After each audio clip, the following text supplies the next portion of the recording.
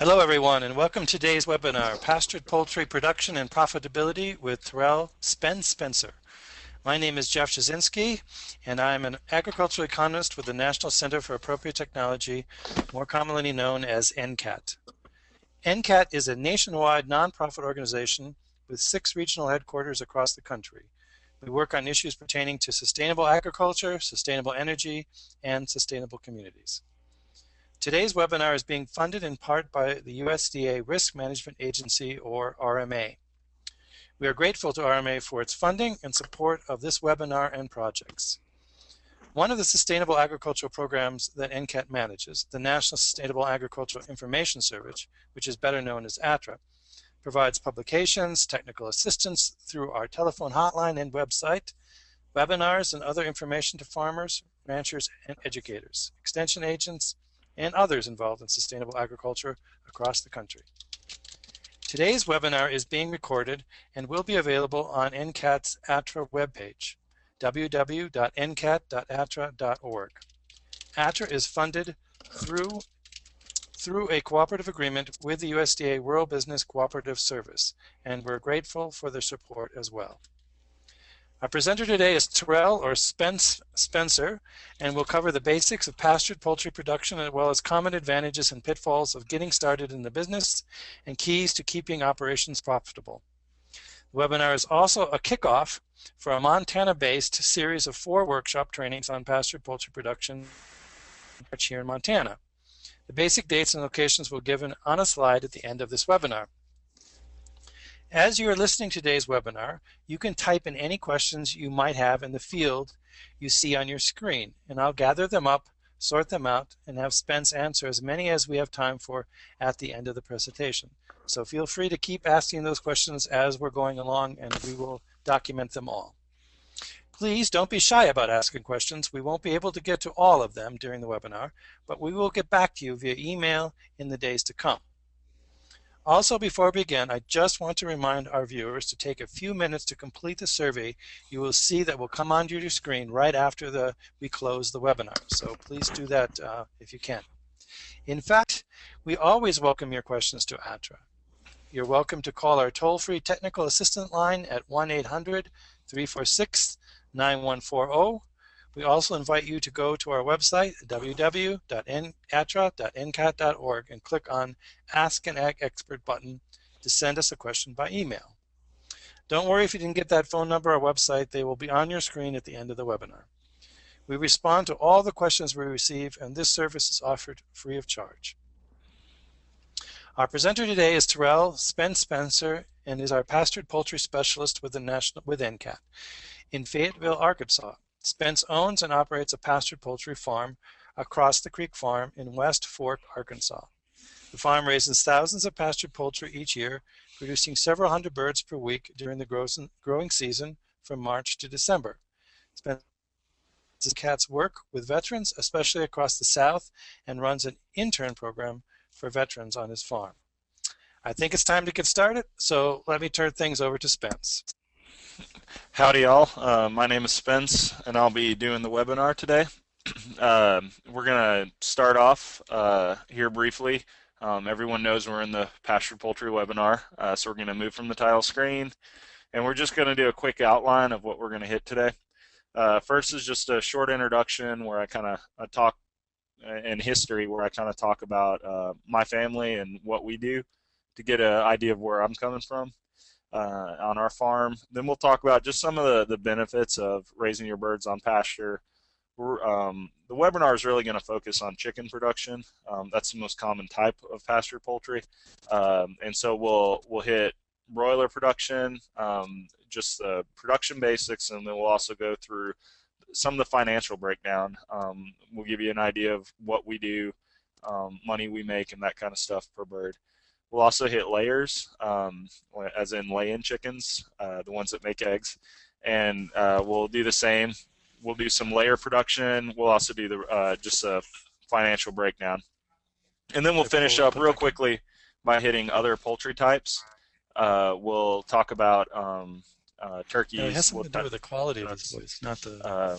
And that, and so we'll also do the pitfalls and challenges just generally over pastured poultry.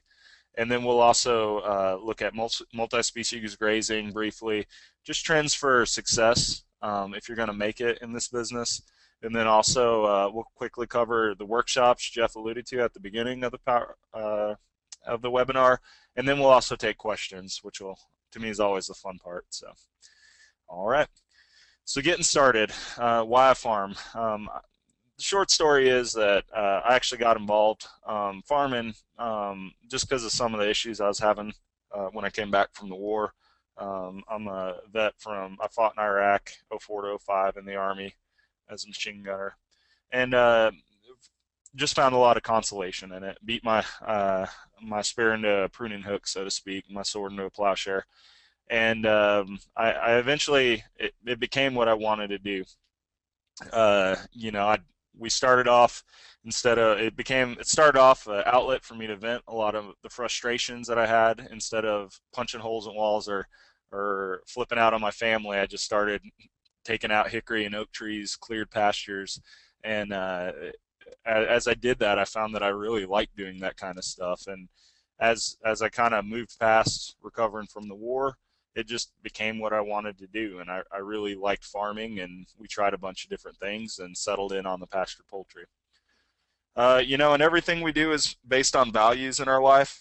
We may state it like that, but there's non-negotiables. There's beliefs that we have, and everything's centered around that. All of our actions and that's true for the farm. So across the creek farm, our pastured poultry farm, one of the key things that I have for it, one of the clear goals for me, is that it be a point of resource and not of burden. So for my family, that can be financial, time, there's just a lot of ways that I want this thing to enrich our lives and not detract from it. And same with the community, running the veteran internship program that they talked about. For the land, we live on some really erodible, steep, hilly land, so you don't have to have great land to start farming to at least get your start. And we can't make a lot of mistakes, or else we lose soil and we're trying to farm on bedrock. And then for the critters, whether it be our livestock that we raise, or even for the native population of predators and everything else out there, the wildlife and the flora and the fauna, we want our farm to do no harm to them as well. And most importantly, I think, is for our bank account. We really don't want to go into debt. And then one of the first rules of sustainability is, you have to be able to do it long term. And so we really do strive to make a profit in everything we do. And for the most part, we've been successful. And for me too, I just like to work. You can't be lazy or to do any type of farming. It attracts folks that like to work, and there's a lot of characteristics that I liked about the Army that I like about farming. So real briefly, I alluded to that. I did my little tour in the Middle East. We got back, we started doing a lot of, we started off with kind of a very small garden, which very rapidly became something big. Not so big that you could see it from space, but pretty close in our rental properties, or where we were renting. I had a son born. I really started to have some issues, like a lot of other guys, and that were in my situation. And so then we ended up buying some land, and it was a steep holler. For all you non-southern folks, a holler is a draw or narrow valley. So we bought a holler in northwest Arkansas that had lots of woods, little flat ground, and little clear ground. And like I alluded to, did a lot of clearing, and it kind of was a vessel to work through some of my issues. In 2010, we really started looking at the farm as a business. And even though we only had 300 broilers that we produced that year, and we had a flock of 50 or so hens, and that's where the genesis started off. And as you get started, it's good to start small and work your way up. We got all the experience we needed, and then some with those small numbers. In 2011, a grocery store approached us about potentially supplying them with meat. And so we did the last half of the year, we did 2 batches of 200 broilers. and and we took meticulous records, like how much feed and how much did it cost, and really saw the need for record keeping, so we could decide whether or not we were going to do it, or whether or not, more importantly, we could do it. And as we took those records, we built a business plan. For 2012, we saw things like, man, we cannot do it on our land that we have now. So we actually went out and we found more land. 2011, we also got goats to start trialing with, to figure out if we could make money on those. So as 2012, this past year, rolled around, we scaled up significantly. We went from 800 to over 3,000 broilers. We found 20 acres of additional lease land that had to be developed. In truth, we're still kind of fencing that off, but we got watering systems, everything out there. We converted to GMO-free feed. That was something we decided to do in our business plan. We actually get it from a company out of Ohio called Highland Naturals. They give discounts to vets, which was really attractive to me. But the biggest reason was there was another pastured poultry farmer that I followed in his footsteps. He was using it, and the changes from the conventional feed, the quality was so much higher that we actually, even though it was more expensive, we saved money. And it really has been something neat on our farm, and it helps diversify us too on the egg market. So we're different than the folks that just do conventional eggs. And we also we put up a high tunnel, and we use that to overwinter our flocks, and we're trialing that out. But we did some vegetable production, hothouse vegetable production, and we'll do a lot more this year. So stepping into 2013, we're looking at doing 8 to 10,000 broilers, which is a little scary, but we've tripled several times in the past, and we're very systematic now, and we feel like we'll do it. We're looking at building a state-inspected grading facility so we can expand our flocks in Arkansas. I can't have over 200 eggs in our state, or 200 layers in our state, unless I grade the eggs, and that. And we're also slowly expanding the meat goat herd to diversify. We'd like to start a commercial meat goat herd, and we're expanding the vegetable operation, and we're also looking at adding hogs. So, from 300 broilers to 50 hens, it's been a quick scale up, but I will say that sometimes it has felt like riding a rocket. But with the business plan, with the really focusing on the finances, it has felt controlled. So I say all this just to let you all know I don't come from a farming family. We didn't have land, and it is possible, if you're out there and you're not from a farming family, to get started and to build it into a business. So for a pastured poultry webinar, a great place to start off would be to ask, why do we raise chickens on pasture? And so we're going to very briefly touch on these things. Each of these could be a whole webinar in and of themselves, but these are general characteristics. And the first one is the forages. We raise chickens on pasture so they can eat forages, whether it be like plants, different grasses, legumes like clover, that kind of thing, or whether it be insects. And incidentally, a lot of times when they eat the insects, they also get the plants the insects have eaten. Like grasshoppers eat, grass, and then the chicken eats the grasshopper and the grass. And so one of the big things for this is feed savings. Going through the research, it's pretty safe to say you're going to get a 5 to 20% reduction on your feed consumption. Now, but let's qualify that. That depends on a whole lot of factors. If you're in a lot of the country this year, drought would be a huge factor. It depends on rainfall. It depends on the species of plants that you have in your pasture. It depends on your management of your birds and the health of your birds, and just how your system's designed. So I say count on 5% or less when you do your planning. In fact, it'd be wise to not even count when you factor in raising them on pastures. Don't even count the savings. And so that way, if there is savings, it goes back into your pocketbook. we I feel like we can range anywhere from 10% reduction during spring to 15% reduction in spring to during real bad times less than 5. So and that seems pretty trivial, like 5 or 10%. Well, that's not a lot, but actually it is. Poultry is a game of margins. You your net margin, what you actually take minus your expenses, what you bring home, isn't very much. And when you look at feed bills, when you start having writing checks for $10,000 for this month's feed shipment for your farm, knocking off 10% of that is $1,000. That's $1,000 I didn't spend that I don't get taxed on, that stays in my bank account. So the savings can actually be pretty huge. Another big reason for raising poultry on pasture is the manure. 100 broilers roughly produce about 100 ton, or excuse me, a ton of wet manure, and they apply it on the field themselves.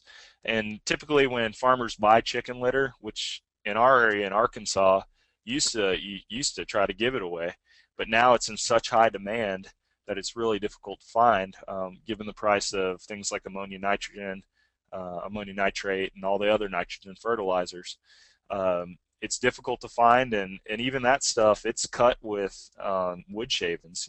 It could be a 2 or 3 to 1 or higher amount of wood shavings onto that litter, mixed in with that manure.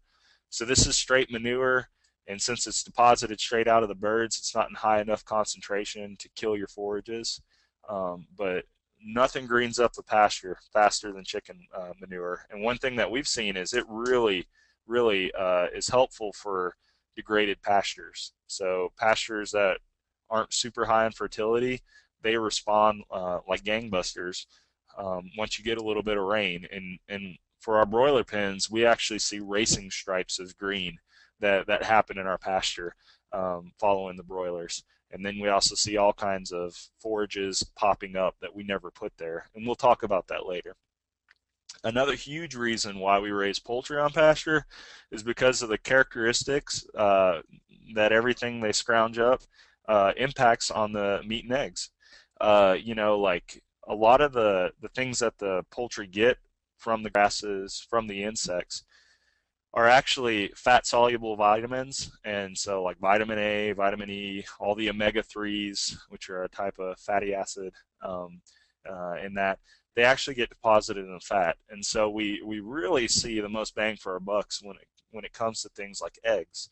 And a lot of folks are familiar, the yolks from a pastured hen, especially in spring or fall in our area, where the rains really kick in most years, and we get a real good forage base. The yolks can turn almost red, and that's because of all the additional stuff that's put into them. And even the conventional poultry industry, raising stuff in chicken houses, they do all kinds of additives to try to get that same color into the egg, because they know that's what the consumer wants and identifies as a healthier egg. And there's been studies that have shown this, multiple studies in that. And you also get other benefits like lower cholesterol. There is a difference in taste that's been documented. Certainly a difference in texture with the birds as well. So, and all this will be discussed in length. We've got a new ATRA publication, which you'll be able to get, Forages for Pastured Poultry. And it'll be out in a month or so. It's in editing now, but I'll really go deep in the weeds over these kind of things, and give a lot of the citations for the scientific research that's come out mostly in the past decade for the benefits of forages on poultry production. Another huge advantage is sanitation. Okay, so in a confinement operation, sanitation's a real big issue. You've got all these birds in the house. The houses are expensive, so you have to maximize the amount of birds you have in there, and that to maximize your return on that infrastructure. But that creates problems. 100 birds if it makes a ton of wet manure, well, what's 20,000 birds going to do? How much manure is that? And you can't stir the birds up. So A lot of times what happens, you say, well, I'm able to go down to brand X box store and buy a chicken from so and so, and it's antibiotic free. Well, it's antibiotic free, but more than likely it's not drug free. If you've ever been to a feed store, you can buy the medicated or non-medicated feed.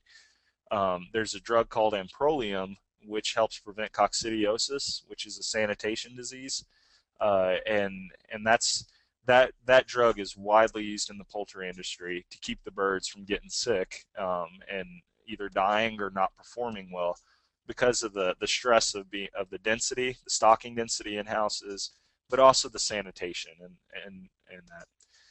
So essentially on pasture, when we move the birds, we give them clean flooring, which from a poultry's point of view is often delicious with all the forages, and that. And so sanitation should not be a problem on pasture. And as a general norm, most producers don't have to use antibiotics or any type of or amprolium. We talked about some of the benefits before, but the marketability, it's fairly easy to sell the birds. Like, it's something people want, the customer wants. You never see conventionally produced chicken have a picture of the inside of a chicken house.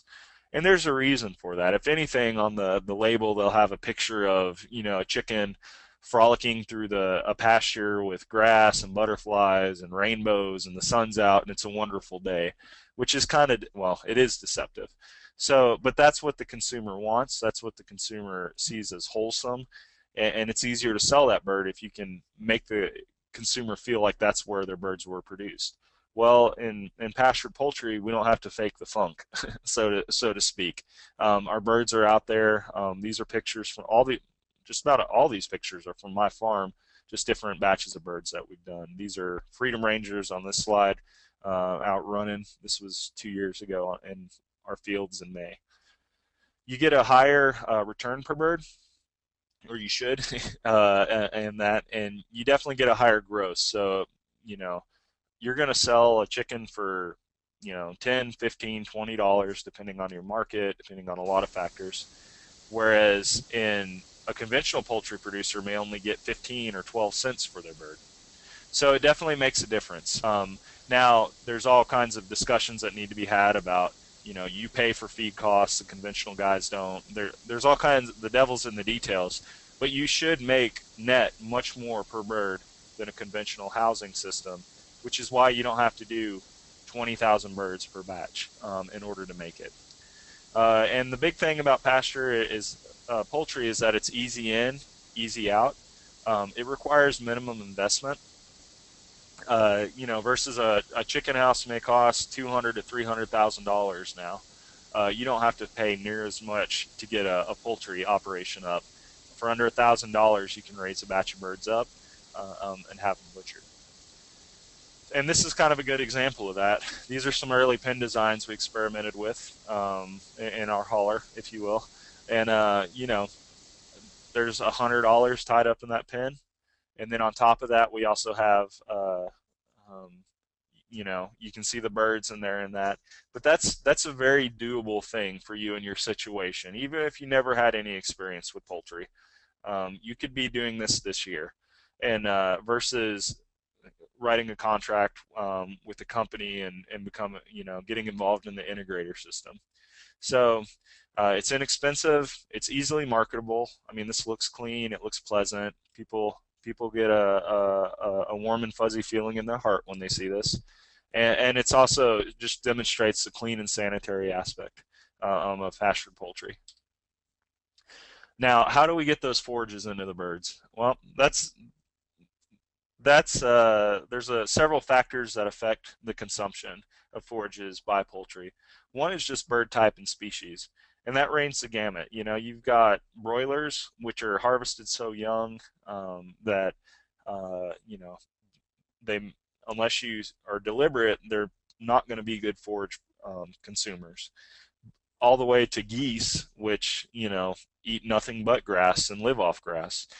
And so, like, the bird type, the breed, the bird species, all those things play into ultimately how much more or how much forages a bird's going to consume. And it varies even individuals in the flock. You got some birds that, just like people, that love their veggies, and some that, they just want to eat out of the feeder just because of individual whims. The time of day is actually really critical when the birds have access to forages. They're really going to hit the pastures hard in the hours before sunset. In that pre-sunset where it's still a little dark, or it's starting to get dark, the sun's going down. We see our layers just go to town right before they go to the roost, and the same with the broilers. And this has been documented by behavioral scientists. This is when chickens really like to forage. There's another peak time where right when they come off the roost in the morning, and having access to forages then, having access to feed and water is very important. But that's really, those two times, sunset and right around sunrise, are really when those birds are going to really hit the foraging hard. Experience the individual bird, how old it is. Broilers are often taken from 7 to 9 weeks, especially the Cornish cross. And so they don't have a lot of time to learn what to eat. I've got 2 little boys, which we saw in the first slide. And, the first time you put refried beans or enchiladas, we eat a lot of Mexican at our place, in front of them, they don't like it, and then the second time and it's a chore to make them eat it. But, the 5th or 6th time, they're asking for it for dinner. And it's the same thing with the birds. The more experience they get, they'll figure out what's good, what's not, and they'll really get in the habit of eating it. So for the broilers that aren't around a long time, we really take specific steps, like trying to get them out as early as possible, which for us is 3 weeks. So that way they have the rest of the 2/3 of their remaining life to go ahead and figure out like what's good and learn to love forages. Palatability is obviously a huge thing. Palatability is a $5 word for how tasty something is to something. And so the tastiness of what the chickens are eating. The plant type or species is real big when they're eating plants. Legumes, and those are things like alfalfa, clover, vetch. Birds really like them, not only because they probably taste good. You can eat clover yourself. Probably not going to do a lot of it, but it's not disagreeable. But it has a decent taste, and then it's also really high in nitrogen or protein, which the birds can taste. They know it's good for them. They crave that protein. And then also grasses. Grasses, the birds like some grasses, and some grasses they'll never touch. And a kind of a neat way of getting those grasses that they never touch into the birds, like this year with the drought, we had stuff like barnyard grass in our area, which nothing likes, which is why it grows in the barnyard. But grasshoppers ate it in the drought. The chickens ate the grasshoppers, and so they were still getting a lot of forages through the abundant grasshoppers in the drought condition. So anyways, that was kind of a neat thing that happened with us that we noticed this year. So plant type and species are very important. Insects, same thing. Some insects are real, or other invertebrates don't taste good, and some things to a chicken it's like eating candy, and in that. So and as a general rule, anytime they eat insects, it's about worth 4 times the same amount of volume of feed, of protein, poultry ration. So there may not be a lot of insects compared to the feed consumption, but what they do eat, really, you get a lot of bang for your buck as far as poultry nutrition. And finally, just a different stage of growth. No one, like zucchini. When we eat zucchini out of the garden, you don't want to eat a zucchini that's 4 foot long because it's pithy. It doesn't taste good. The texture is all wrong. Same with tomatoes. You don't want to overripe tomato. And this applies as well to forages. The stage of growth, the height. A chicken is not going to be that tall. If you're grazing it in Johnson grass or switchgrass that's 5 foot tall, well, they're not going to eat anything. You want the stage of growth, the height is important, but also the stage of growth. When things start making seeds, forage-wise, especially the grasses, they become really woody. They don't taste as good, and they're putting all the the goodies in the plant into the seeds, and so the poultry don't eat them because they don't taste good and they don't get a lot of nutrients out of them. And so the question is pasture poultry right for you? That's ultimately probably why most people are listening to this, is you've kind of got it into your mind somehow that you'd like to do this form of farming. And it's not right for everybody. You could have too short of a growing period, and that could be because it's too cold. Maybe you're in Nome, Alaska, or northern Montana in a valley where it never thaws. It could be too cold, or conversely, it could be too hot. It could be too dry. Your land could be too swampy. Basically, if you don't have pasture already, you're not able to utilize one of the benefits of pasture, is that a lot of times it's out there unutilized. So if you have to create pasture, it may not work for you. In fact, it probably won't. And you have to be real careful. I'm not saying it will not, but you got to put the pen to the paper and do some estimation. Another thing that could trip you up are just state laws, and processing especially. Your state laws, your individual state laws may make it too difficult. And there's a federal poultry processing exemption where you can process up to 20,000 poultry on farm. You can build your own essentially processing plant. It doesn't have to be too technical. A lot of folks are familiar with Joel Salatin. That's what he processes under. The issue, though, is about half of the states, the laws make it too difficult to do that or outright prohibit you. And the same is true with egg production. Some states require you to build an inspected egg grading facility before you sell a single egg. Other states like Arkansas, I can have up to 200 hens before I have to build and start a facility to start grading and weighing and candling all my eggs. So your individual state laws will play a large part in what you can and can't do. And there's 50 states. We don't have enough time to go into every state. I'm familiar with quite a few of the laws, but that would be excellent after casework material, and we could go into that on an individual basis if you'd like. Another thing I'd point out is on the ATRA website, we actually have a database of processors that process poultry. And so if you go there, if you see a processor that isn't on there, please let me know so I can update it. But that's a great way to see where your closest processor is. And unfortunately, there's really not a lot of processors across the United States. We're actually fortunate to have one within 2 hours drive. The other thing is you might not have any land, or you have too little land for growth.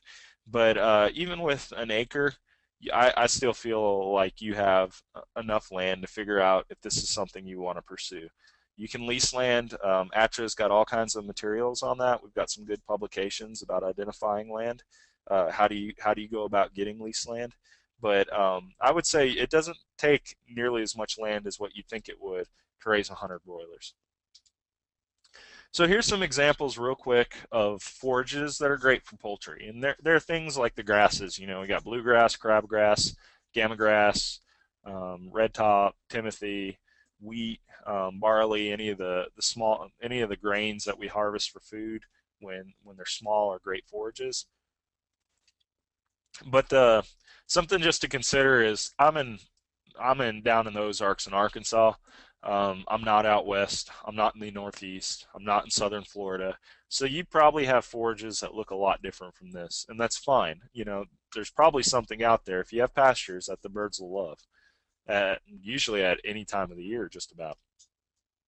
And so then you also have legumes. Common legumes are just about everywhere, things like alfalfa and clover, and also vetch.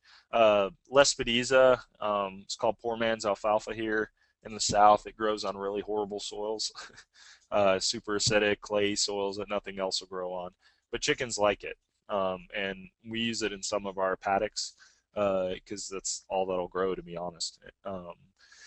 And then also things that we would call weeds. The technical name for them is forbs, and it's only a weed if you don't like it, though. So chicory, chickweed, dandelion, some of the docks, kale, that's a vegetable, but historically it's been used in poultry production quite a bit. Purslane, You get the idea. There's a lot of things. This is just a small fraction of things that chickens will eat. And sometimes they'll eat a lot of stuff like cheatgrass. We've got some cheatgrass. The birds will demolish it for a couple weeks, and then it gets too old, and they leave it alone. So if it's not on here, it probably works or could work. This by no means is a comprehensive list. So a big question is, do I plant or do I not? And when you go to planting forages, you really got to ask yourself, is this the right thing to do? And the reason is seed is expensive, and getting establishment of forages can be expensive, whether it be in equipment, or drills or whatever else. It costs money to establish forages. And the question that you need to say is, does it offset the feed savings that I could potentially get, or the impact on the feed quality in that? And a lot of times things aren't in your pastures because for other reasons than there's no seed present. Seed banks are built up over centuries, and seed banks are the types and the number of seeds in a given area of soil. And so a lot of times those seeds aren't there. They've been carried in decades ago by wind. They've been carried in by birds doing their business, what they do out in fields. And the conditions just aren't right. And so something that we've noticed is we run our broilers and our layers, and they scratch through stuff and they deposit manure, and it rains, and the calcium in their manure limes the soil, and the fertility goes up. Is we start seeing things like clovers, native clovers that we've never sowed, that didn't know were out there. We see white clover coming in. We see all kinds of better grasses, crabgrass in areas, and so what ends up happening is it kind of becomes a synergistic system, the birds on the pasture, when it's done right. And so your chickens eat the forages, and it makes the chicken better, and then the chickens actually make your forage base better the next year or the next season. And so that's something you got to look at. Why don't I have these great forages in my pasture to start off with? Another question is, could the labor be used somewhere else? For us, the more money I spend on my broilers operation, the more money we make. The broilers are kind of one of our core our core operation on our farm. And so if I'm spending time doing other things, that's time I'm not spending on the broilers. And is that the wise business decision? All that being said, I'm not trying to talk you out of anything. Sometimes it is the right choice. We have spread some ryegrass to try to get ryegrass to seed and get established in our pastures. We did a little bit of white clover when we first got out there, just in case the seeds weren't there. So sometimes it is the right choice. That's just a question we want you to ask yourself before you jump whole hog, or maybe whole chicken, into it. And a lot of times it's best to work with what you have. As you change the soil environment, like we said, new stuff will happen, that new species magic. But also usually birds will find something to eat out on pasture. So now we're going to kind of hit just our operation and talk about the broilers. And broilers are our core enterprise. They're the core for our farm, around which all the other enterprises pivot. And so the biggest thing about the broilers, why they're great for a farm, is they're really quick return on investment. Whereas like you buy a cow, I'm not a cow person. We've got specialists that are at NCAT, so call the Atron line if you have cow questions.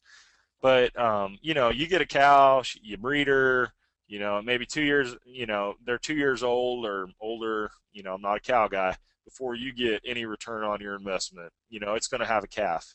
Hopefully that calf doesn't die, or hopefully you did everything right. You get a calf, you got to grow that calf up, and you sell the calf. You're looking at 2 or 3 years, as best as I know.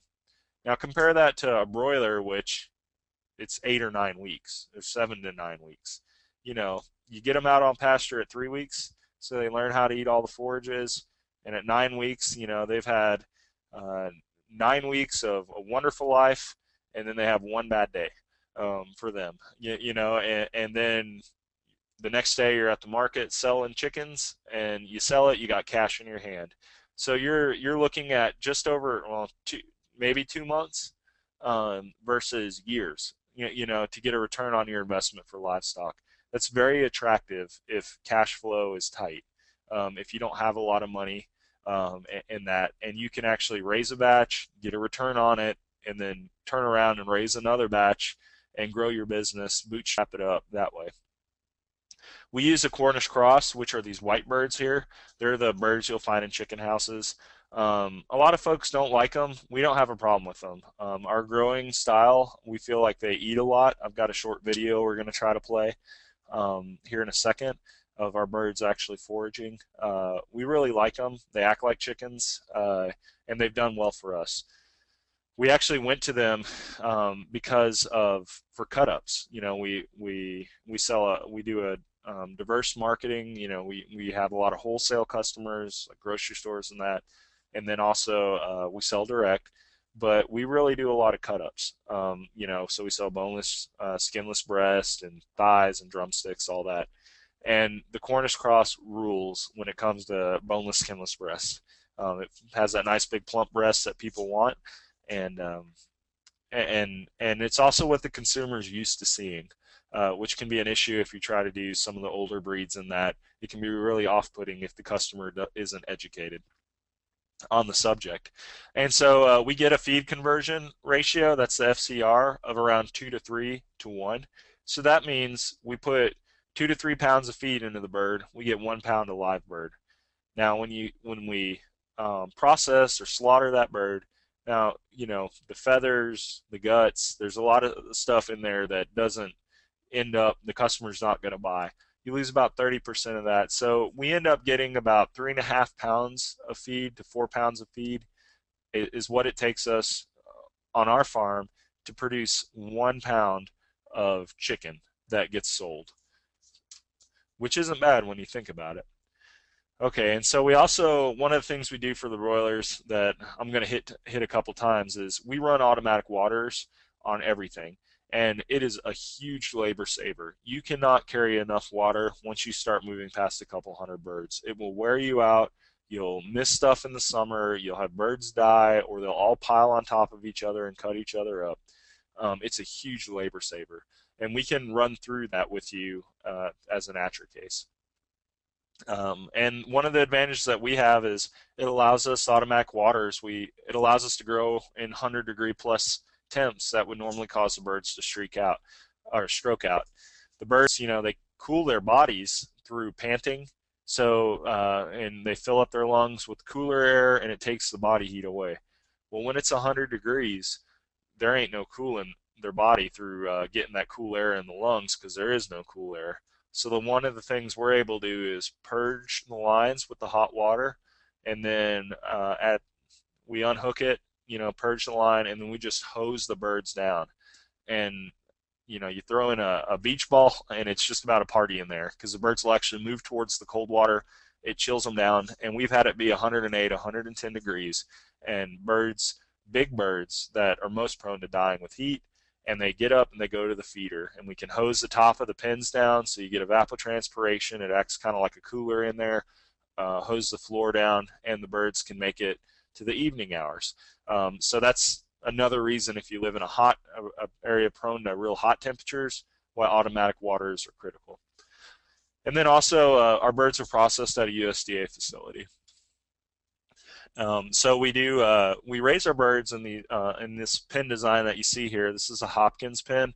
It's called a Hopkins pen because it's from Cody Hopkins at Falling Sky Farm in Northwest Arkansas. We'll be having a workshop, a 2 or 3 day workshop on his farm. He does a lot of pasture pork production, all that kind of stuff. And he's a very innovative farmer. He's a young farmer. They started off 4 years ago, and it's amazing what they built up. We'll be having a workshop May 18th at his place, NCAT and RMA. It's a southern region RMA, but RMA nonetheless. So if you're interested in that, just contact NCAT. But the pens are 10 by 12, and they're 6 foot tall. I'm over 6 foot tall. I don't want to be crawling on my hands and knees, especially if large chickens have been manuring on the ground. So they're tall. They also let through a lot of air. You can see the orientation here. Wind can those pens are facing the west, which is where we get most of our storms, and from the south is the other area. So western winds can blow right through.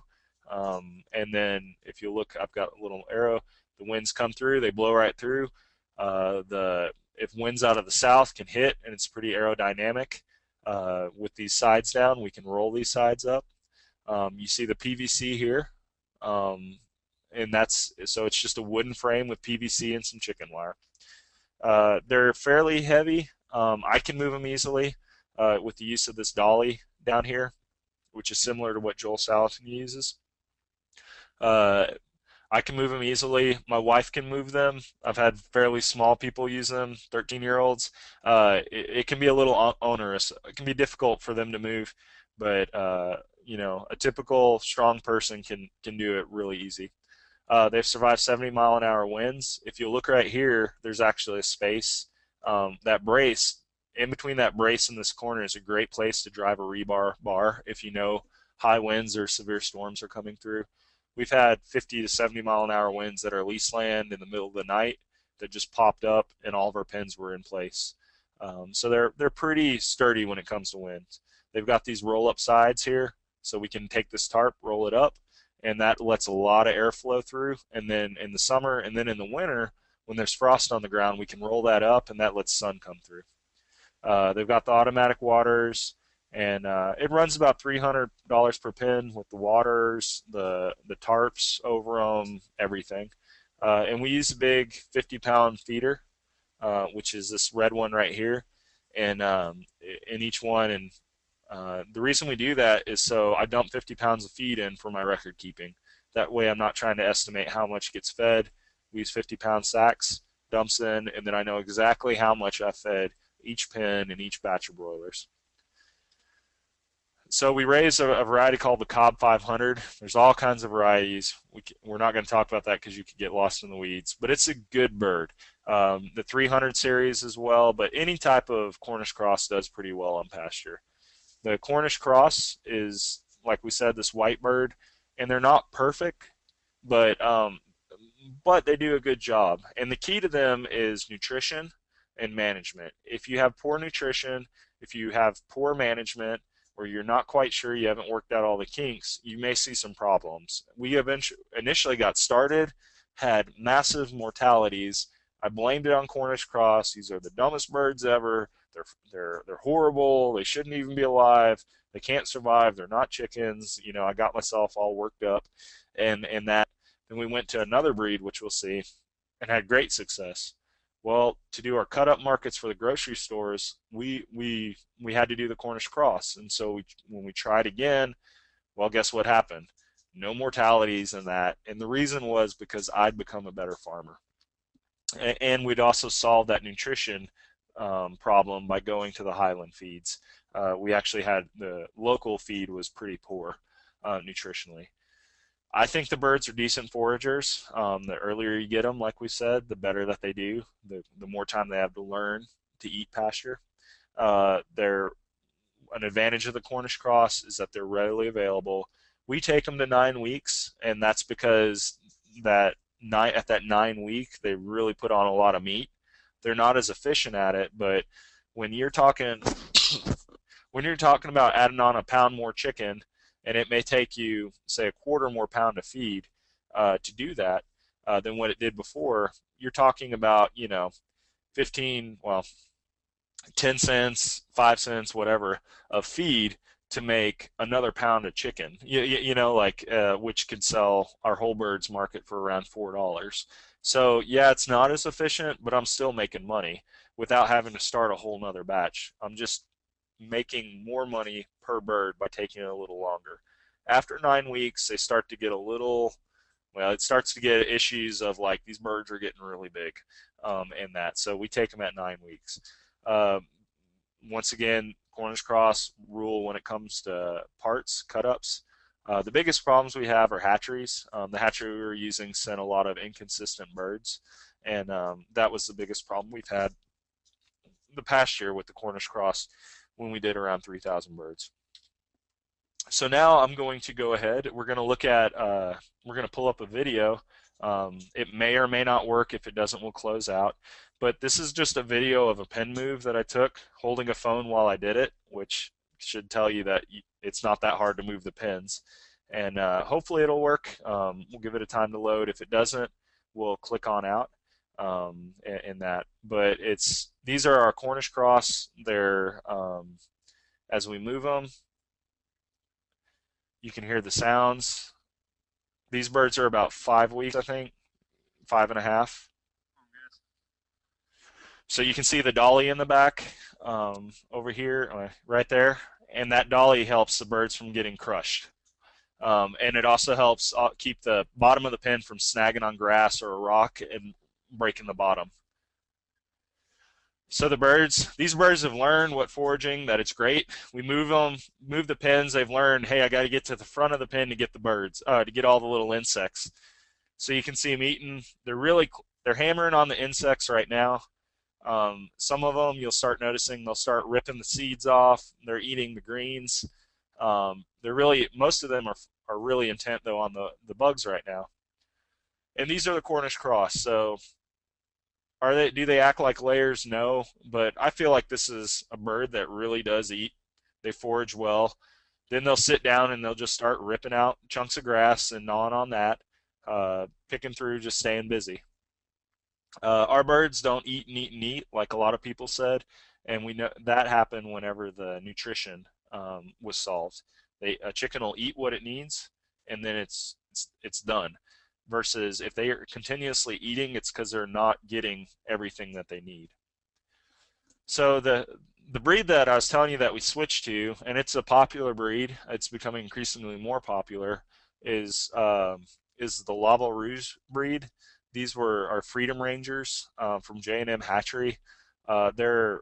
It's from French genetics stock. Over in France, they've got a well-developed free-range program. These are birds used out of that program.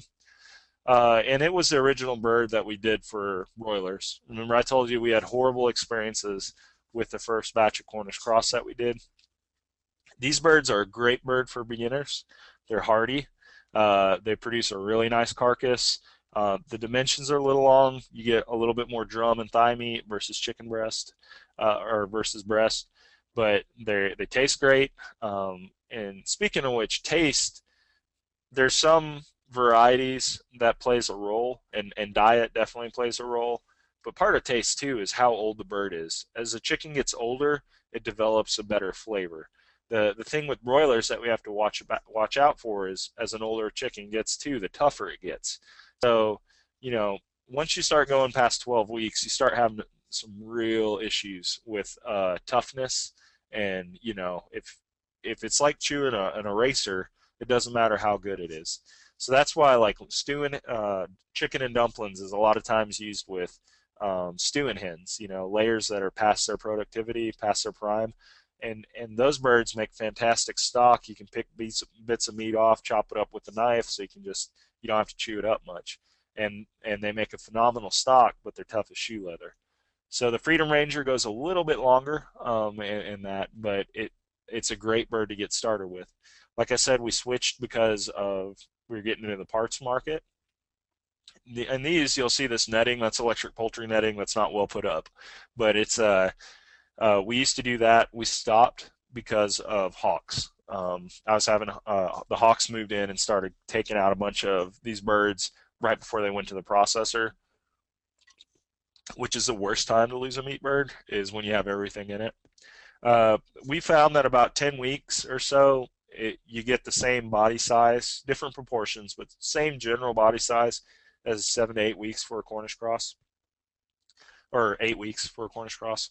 And we're actually going to be doing on our farm some studies with the University of Arkansas, where we're going to raise Cornish cross and Freedom Rangers side by side, apply the scientific method, and get some good data for you guys. So if you'd like to see that data, stay tuned, and it should probably be out this upcoming winter. So this is our cost of broiler production. We put a lot of margins when we do cost. We always round things up. We'll throw on an extra buck or that. So this feed cost, our feed, we assume this is off our feed conversion ratios and that, but we're going to say $4 per bird. Okay. Well, our processing, and this is to get around a 4-pound bird, chicken carcass dressed. We say our processing is about 450. Well, it is 450 for cut up, and we only cut up 2/3 of our birds. The others are about the whole bird. It's 250 a bird, and so what that does is it builds in a safety margin in case we lose a lot of birds, or in case my numbers are off somewhere else. So a lot of our birds, this number right here, the 450 would only be 250. Gas is factored in. That's pretty high. And now it takes the same amount of gas to take one bird to the processor as it does 400 just about. Chick cost is a little high. That's higher than what we're going to pay. The shelter and the infrastructure. The shelter are the pens, the Hopkin pens. The infrastructure is stuff like fencing or the watering systems on the lease land. And really, like doing 10,000 birds this year, this will more than pay for everything. But when we do our planning, we try to break even the first year. That way we don't get caught in a lot of debt. And we actually try to make a profit the first year.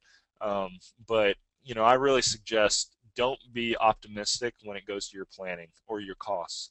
Always be a pessimist when it comes to that kind of stuff, because nature has a habit of throwing curveballs, life has a habit of throwing curveballs. Labels, and so we say 1130 a bird. It's actually quite a bit lower than that, but that's what I plan on when I do kind of risk assessments or that kind of stuff for the farm. When I'm trying to project sales and what we can and can't do, come up with capital. You got to pour all this money into these birds before you get it back. So I'm going to have $11.30 in a bird before I get anything back. So if I'm planning on raising 200 birds or 1,000 birds or 50 birds, this is really important, because I have to, if I'm going to do 1,000 bird or 100 birds, say, that means I have to have $1,100, $1,130. Do I have that money? Because that's what it's going to take. So I don't want to start 100 birds off if I don't have that money. And you got to do this for yourself. And the best way to do it is to get these numbers is do a small batch, and just take real good records. So, and this is what we sell though. So we got say $11 into it. And what we got here is these are just we record everything on our farm, and so we get packages back. This is the data we've taken over the year. When we do it, we get a cut, which is our breast, boneless, skinless breast, tenders, thighs, drums, wings, backs, which we use for stock, liver, hearts, etc. This is a percent of the bird that it yields. We're going to say on average we have a 4.35 carcass weight. That's what we get at 8 weeks, and we take birds out to 9 weeks, so it's much higher. But that's another margin of safety that I build in by cutting out that additional week. But I factor in the feed costs like I am going to have that. And so our breast, the important thing to look here at the yield is that the two cuts that give us the most amount are the chicken backs and the breast, the boneless, skinless breast. So that's something you got to calculate. You got to take into consideration. And so for this, we get $9 a pound. Chicken breast, our chicken breast is expensive, and our tenders are expensive. We consider them convenient cuts. One of our values is we want to try to make it so that good food isn't only affordable by rich people. So you can get a GMO pasture drumstick for about $3.25 a pound, which in a lot of farmers markets, the lettuce is more expensive than that. This is USDA inspected, a pound of chicken, right? Okay, the backs is what, for people that are really on a budget, this makes a phenomenal nutritious stock. I mean, it's amber, it's just beautiful. I mean, you throw some greens and taters in it, a little bit of pasta or white beans, and you've got a great meal that'll feed a whole army of kids, and they'll like because it's delicious. And so that's $1 a pound. The one thing you have to consider, though, when you start going into the cut-up market, we found this out the hard way, is that it's easy to sell certain things. We have markets, and these are our direct prices. They're not our wholesale prices. But I can sell the fire out of chicken thighs. Um, I mean, people, they love our chicken thighs. I could sell if I could grow a chicken that was nothing but thighs, I'd be a rich man. What I can't sell a lot of are my backs. And so when you've got, 2 tons worth of backs in storage, that's something to factor into. And that's a problem that we're still trying to figure out as we go into this year with doing 8 to 10,000 birds. And then also, this is our whole price for a whole chicken per pound. So these are the totals if we were to direct sell at the farmer's market. Um, and that for GMO-free pasture raised chicken, our total for a cut up bird is about 19 or $20.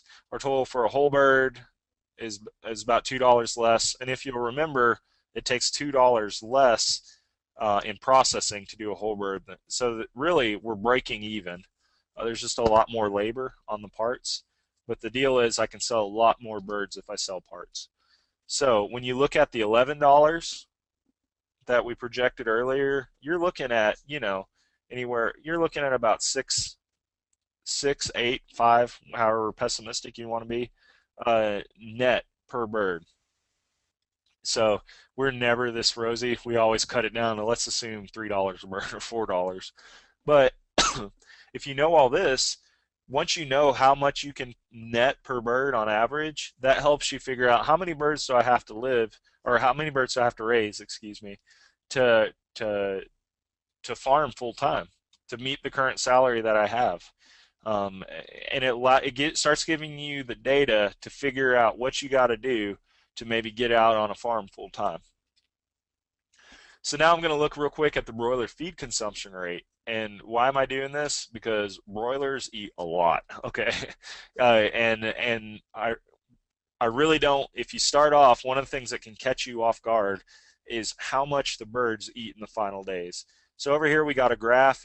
This is for, I don't know how many broilers, 200 broilers or so. You look at, and then you look at each one of these dots is a 50-pound sack of feed, and that thing just whoop, skyrockets.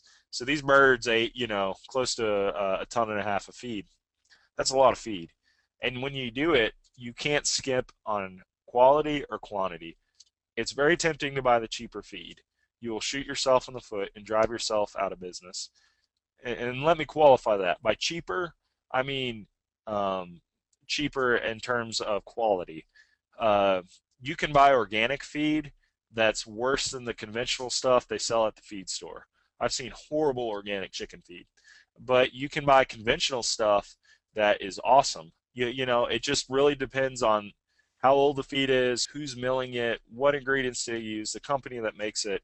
Our feed smells. I've caught my kids eating it. I've caught the dogs eating it. I've caught the interns eating it. Our feed smells wonderful. It smells like it would make a really great pan of cornbread. So so I know the chickens will love it. Compared to the feed that we had before, which was stale, I taste our feed. It didn't taste good. If you can't stand eating it, your birds won't either. So the big thing about this, don't get caught off guard at the end in terms of how much it's going to take to get the birds finished. So for the broiler profits, we're saying we net $7 a bird. That can just depend on a lot of things. Cut-ups are harder. It's more inventory, more work, but you get once the whole bird market's full, you may have to go into cut-ups. You can get a backlog of some cuts like backs. The biggest cost is going to be feed and processing. So those are the two areas that you need to do the most research in. It's easy to worry about breeds and that kind of stuff, but the two things that are going to bite you once you start up a business, try to make money, are feed and processing. Transportation, really key point. Where are you going to store your birds? How are you going to haul them from the processor? Don't be like us. And the night before we took our first batch, think, how are we going to get these birds to the processor? And that was interesting because I realized that about 10 o'clock at night. So, plan things out, but transportation's a big one. And on our broilers, they really carry the load of the infrastructure, tractor maintenance, fencing for all the other enterprise. our farm pivots around the core that is broilers. And so it also created a feed business for us. If you bring in great feed, sometimes you can sell it, and that's been pretty critical to us. The record keeping is a real big deal.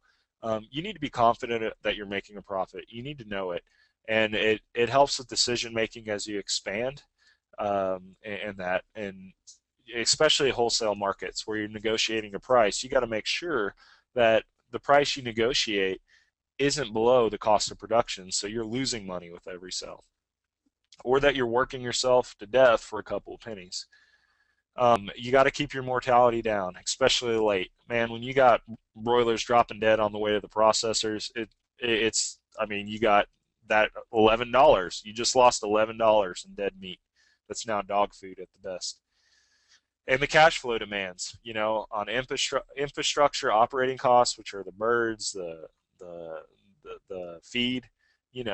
For instance, we're doing more than this, but say we're doing 300 birds per week. Well, 9 weeks before I get the first batch of birds ready, I'm going to have $18,000 tied up in chickens out on pasture before I get my first check. So that's money I have to have. And so don't grow too big too fast. Fast is foolish, slow is wise when you're getting into the pastured poultry business. Now we're going to quickly cover laying hens. We're done with the broilers. Sayonara, buddies. We're moving on to the laying hens. So this is one of our first egg mobiles. It has about the 200 birds that we're able to have out here. This is our lease land. You notice there's no fences in that because it just gotten started. This is I think early summer. All the fescues went to seed.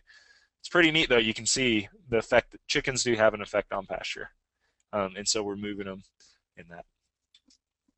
So layers generally are great foragers. For this, when they start laying, they're 5 months to 6 to 8 months, depending on breed, and that they do a great job of foraging. Markets really like brown eggs. That may not be true everywhere, but for most of the United States, brown eggs are the way to go. People associate them with wholesomeness, with down farm goodness, all that kind of stuff. I think it's one of the easiest poultry to grow. The birds are very hardy. They're very forgiving in that, and they're a great bird to learn poultry with, just to get basic production skills. There's ready markets for eggs. Everybody loves farm eggs. The downside though with laying hens is you can make money with laying chickens. It's hard to make a lot of money with laying chickens, which is why laying houses these days are double storied. You got 100,000 birds in there, even the organic ones. It's difficult to make money with laying hens because they eat a lot of feed and then all the labor involved with the eggs. So key points for profitability with the layers are breed selection. And we've got a slide that looks at this, but it's really important that you get a good breed. The heritage breeds are great. If you want a pet, or if you want a hobby, or maybe even if you like to do some breeding work to breed a lot of these breeds back up to where they can be efficient, and convert feed into eggs at a real good clip, a profitable click. But when you're talking, and we'll look at this in a second, it really makes a difference on your breed in that. So you got to keep track of your performance in that. You got to know your costs. How much am I feeding these birds? You'd be surprised how many people don't even know how many chickens they have. They don't know how much they feed their birds. They don't know what their feed bill is. Nutrition is a big deal with layer hens. They'll eat, and once they get everything they need, they stop eating. So you may have a cheaper price feed that's also cheaper in quality, and they just eat, and it costs you more than if you gave them a high quality feed. You can't starve profits into a poultry flock, whether it be meat birds or layers. And then also nutrition. Poultry laying hens need a lot of calcium, which is good for your pastures because in effect they put lime down on your pastures and lime the soil and make your pH better. Lighting does play a role in egg production, a very big role. If the birds are seasonal, they want to hatch chickens out in the wild, or in nature, they want to hatch their their chicks when it's warming up, when there's lots of bugs and stuff for them to eat. And so lighting does play an effect. You can do artificial lightning or lighting in the winter to really kind of, as the daylight decreases, you can actually increase it. It doesn't take a lot of light. Uh, the problem with that though is you can really throw them off if your lighting schedule gets interrupted. And overwintering, you got to think about this. It may be over summering where you're at. What are you going to do when the pastures go dormant? And the chickens will keep scratching, keep pecking. They'll destroy a pasture. We actually stick our birds in hoop houses. It's a system we're kind of trying to figure out. And it's worked real well. It keeps them dry, saves our pastures. We have the hoop houses at the house, so chores are real easy in the winter. And then culling. Every after each molt, when the bird replaces its feathers, so after about generally each year, that flock can lose, or that bird can lose 20% of its laying efficiency. That eats into your profits whenever it's a margins game to start off with, making money off layers. So a lot of producers cull in the second year because after that the birds are breaking even at best. In that, definitely you can't keep a hen out to its natural life and try to be a business. Now you can just and have a pet, that's fine, but it's not a farming business. You're going to have to look at culling and what do you do with that bird? Do you sell it as stock? Do you compost them? Do you we feed ours to the dogs and to our livestock guardian dogs and that. But that is something that has to be addressed. So breeds. We'll spend a little bit of time here. There's high production commercial breeds, and you can see the brown egg layers. The sex link. Sex link means that when the chicks hatch, their color gives them away as to whether or not they're male or female, if they're going to be a rooster or a hen. And when we say the sex links, a lot of times people talk about these as hybrid birds. Now, when we say hybrid bird, we don't mean that a chicken is crossed with a giraffe or corn or something. That's not what we mean by hybrid. We mean that two breeds are crossed or bred together, and that mating in between the two breeds gives a consistent offspring, and that offspring, is a sex link. Okay, now if those hens were to go on and hatch out other chicks, the chicks would still be able to lay in that, but they'd be all over the map in terms of productivity. Breed selection is really important. It's kind of like there are dogs that are bred to fight bears and lions, like Great Pyrenees and mastiffs and that kind of stuff. Then there's dogs that are like teacup poodles or chihuahuas or whatever they are. I don't know why people have them, but they do. Okay, so if you're going out to fight a bear, do you want the little teacup thing that can fit in your hand, or do you want a massive 150-pound dog that has a thick coat and is bred with centuries of fighting ability? So obviously breed plays a part and a critical role. And so then you also have white egg, the Leghorn hybrids, which are the production types. And then you also have some breeds like the Barred Rocks, Rhode Island Reds, other 50 Airs layers that 50, 60, 70 years ago, these birds were used in commercial egg production. And with a little bit of breeding work, through help of groups like the ALBC, the American Livestock Breed Conservancy, you can select they've got literature on how do you select to maximize production. These birds, you can still make money with these birds. So you see brown and white egg layers. So this is just a different profit projections by breed. If a great book for you to have is Success with Baby Chicks from Norton Creek Press down here. It's definitely worth whatever you'll pay. It's not an expensive book to start off with. A lot of good info. I kind of adapted this off of some of Robert's. It's off a table in Robert's book. Highly, highly suggest you get that book. So, but this is just to show you the impact breeds can have on your pocketbook. We're assuming that it costs $6 to raise a chicken up to lay. About 5 months, 6 months. They eat, speed.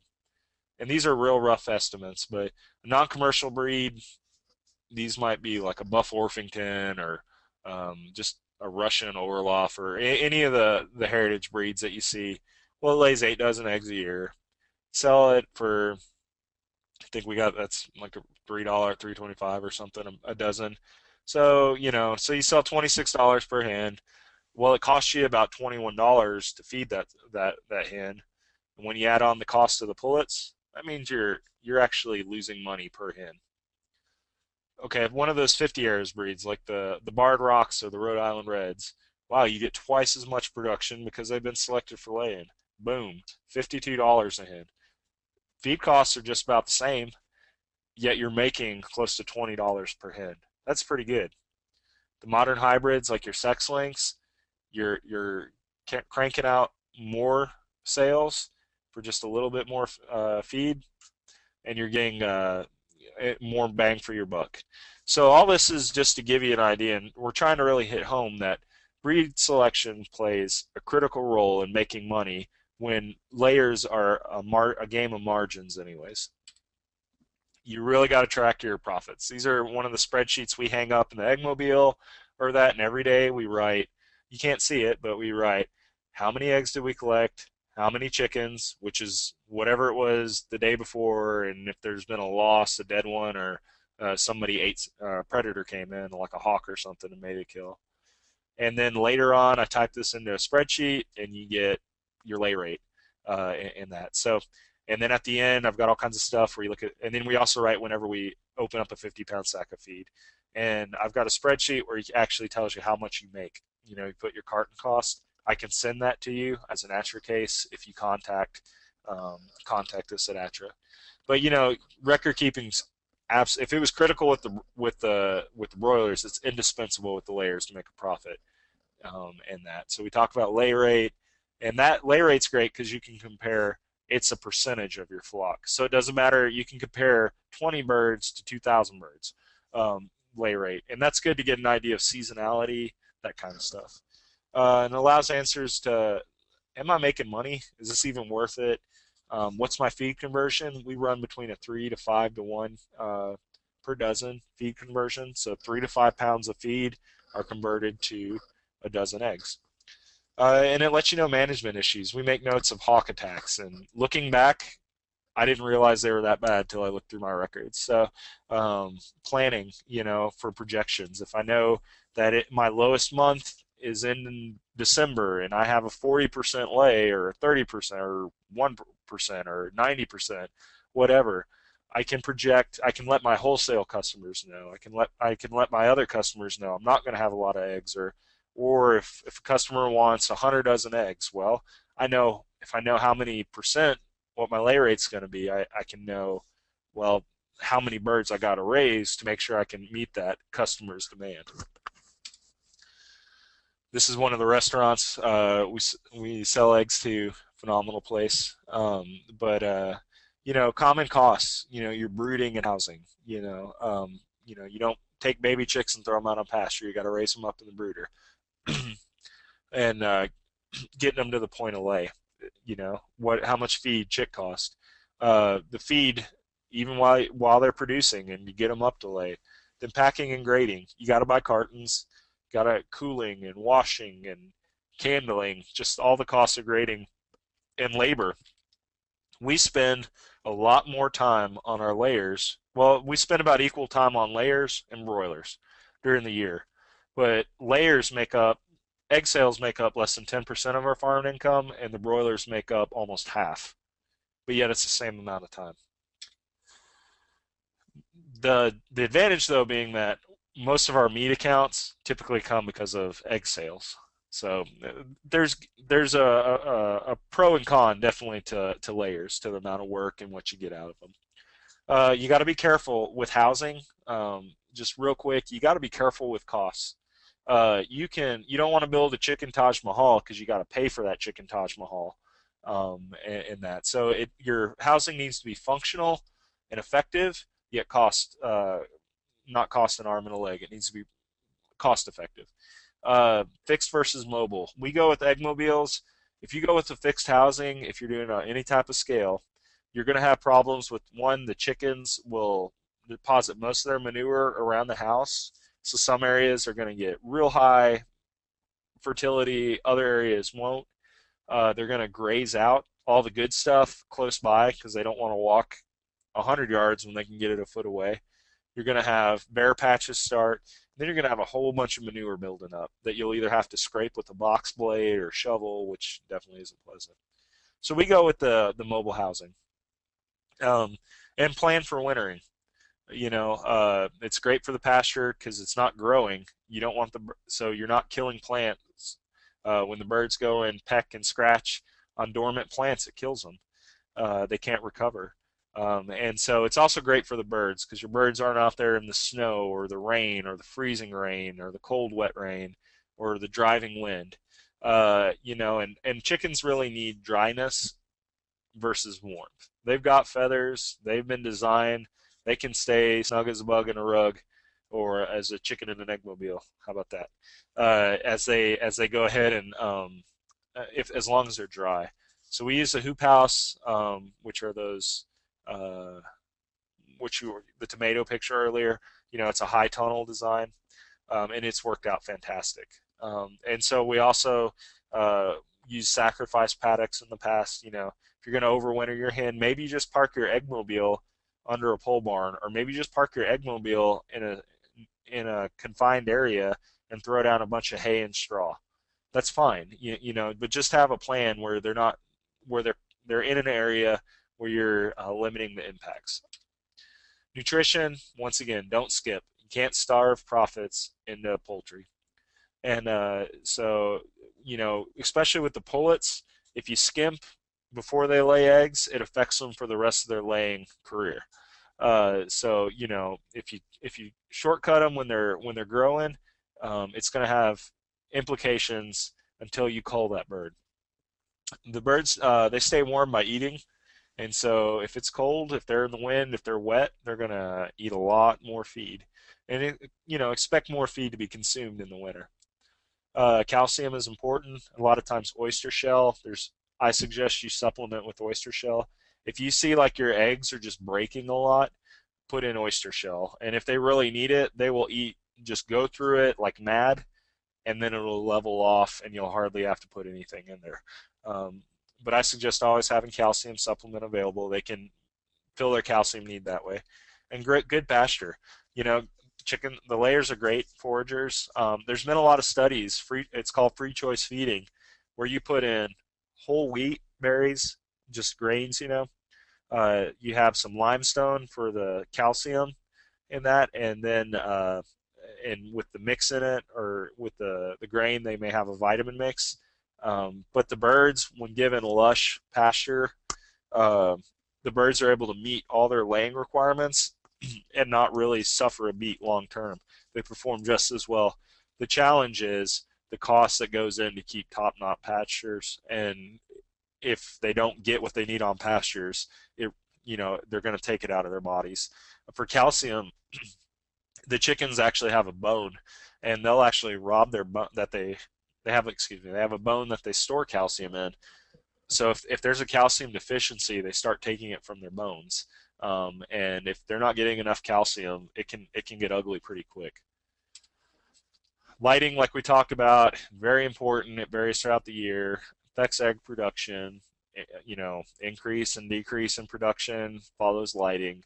It can induce molting, where they replace all their feathers, and they actually take the protein instead of doing eggs. They stop laying eggs, put it in the feathers. Supplemental lighting can even out production. Definitely something to be considered, but if it's poorly done, it really hurts your laying percentage because they can just stop. It stresses out the birds. And lighting can be really hard to do out on pasture. So other poultry types, you got these are things like turkeys, ducks, and that. So generally, there can be processing problems. Turkeys are big. Ducks do not want to give up their feathers. Neither do geese or other waterfowl. And so processing can be an issue. But generally for turkeys, they're great because they're really aggressive foragers. They'll actually make a line and walk through. You can kind of see them doing it here.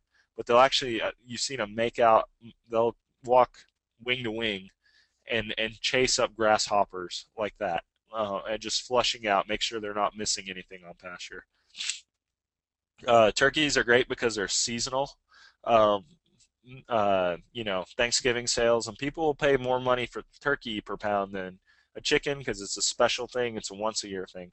It's great. It's a great time to make some profits. There's a lot of producers that feel like they break the broiler operations, cash flow the turkeys, and then they really clean up at the end of November and make all their profits for the year. Ducks and waterfowl, great foragers. It's a really high quality, high demand meat, especially with chefs. But plucking can be problematic. Geese eat only grass, which is huge. I mean, you probably want to supplement them some, but they can survive only on grass. So there definitely is potential with these, but they really need to be explored in depth. So the general challenges we're gonna real quick sum up for on pasture. Predators. Everything likes chickens in America, whether it's going through a drive-through or it's going through the forest. It likes chicken. Predators will kill your birds and your profits. We talked about wet weather, like during the winter, but damage to your pasture. They'll compact the soil, tear it up. The birds get cold and wet, more feed equals less profits. Processing, where and how are you going to do it? Is it stable? Can you do it on farm? That's the challenge. And then labor. Moving pens, that takes time. It has to be efficient. Feeding, watering, can you do it without automating? I would say no. Yeah, on any large type of scale. And really, these three, well, predation, labor, and weather, that's why poultry production moved into chicken houses. So if there's a reason for it. So if you want to stay in business long term, you got to figure out how to deal with seasons, predators, and labor. Like we said, predator, everything loves chickens. In that, and so you have to come up with successful strategies. Physical barriers like electric fencing is very effective. Netting. You train your predators. That sounds a little funny, but predators are really territorial, and so once that pack of coyotes or that bobcat knows that Spence's chickens are off the table because I get popped by an electric fence or chased by big white fluffy dogs, when I get in there and attack the chickens, it's not worth it. And so they'll actually keep out other predators because they're territorial. In effect, you train them and they become another layer of defense. Your woodline distance we found is really important, especially with hawks. If you're running birds, 100 foot, 200 foot away from a bunch of big oak trees on the edge of a forest or edge of a field, well, where do the hawks like to roost? So that can play a role. Livestock guardian dogs we found have been really effective, as well as electric fence. You can't shoot or trap your way out of predation problems. We learned this pretty quick. A coyote or a bobcat will be very, very patient to get at a chicken dinner, and they've got 24 hours to figure out how to do it. You don't have 24 hours to sit out there, and you don't want the stress. You can't out fox a fox, by shooting it. So what you want to do are develop things like the livestock guardian dogs, the fencing, things that'll be on the job all the time while you go live your life and do other things on the farm. The control method really does, though, depend on the predators. Controlling hawks, controlling owls, controlling whatever is different than controlling a coyote or a skunk. So you're going to have to come up with individual solutions as the problems arise. One of the advantages of doing things out on pasture is you can do multi-species grazing. You can graze ruminants with that mow the grass before the chickens, or you can send the chickens ahead of the ruminants. The poultry will spread manure, cow manure. They'll pick through and eat face flies and things that are other big problems with cows. They'll eat all the larvae if you time it right, for the parasitic larvae that's in the cow pies that would hatch out to flies that would hurt your cattle production. Well, the chickens, it's just a protein boost and it's free. It's a great way to utilize your acreage to its fullest extent. Utilizing it multiple ways means more money. You're paying for that infrastructure as it is. You can raise broilers between orchard and vineyard rows. There's a lot of ways to incorporate them even onto existing farms. Here, we're rotationally grazing our goats in front of our chickens. we found pretty cool. In that this was in the drought, but you can see where the goats and the chickens have been, and and what it looked like before with all this Lespedeza. So just generally, success in pasture poultry, you got to know your costs. Production as a system, you really want to be systematic. Efficiency, reduce labor, and that's not as critical when you're just doing 100 birds, but when you're trying to make a living at it or trying to make some money, you got to be efficient. Hence the automatic water harping in that on my part. Identify good markets and keep the good customers.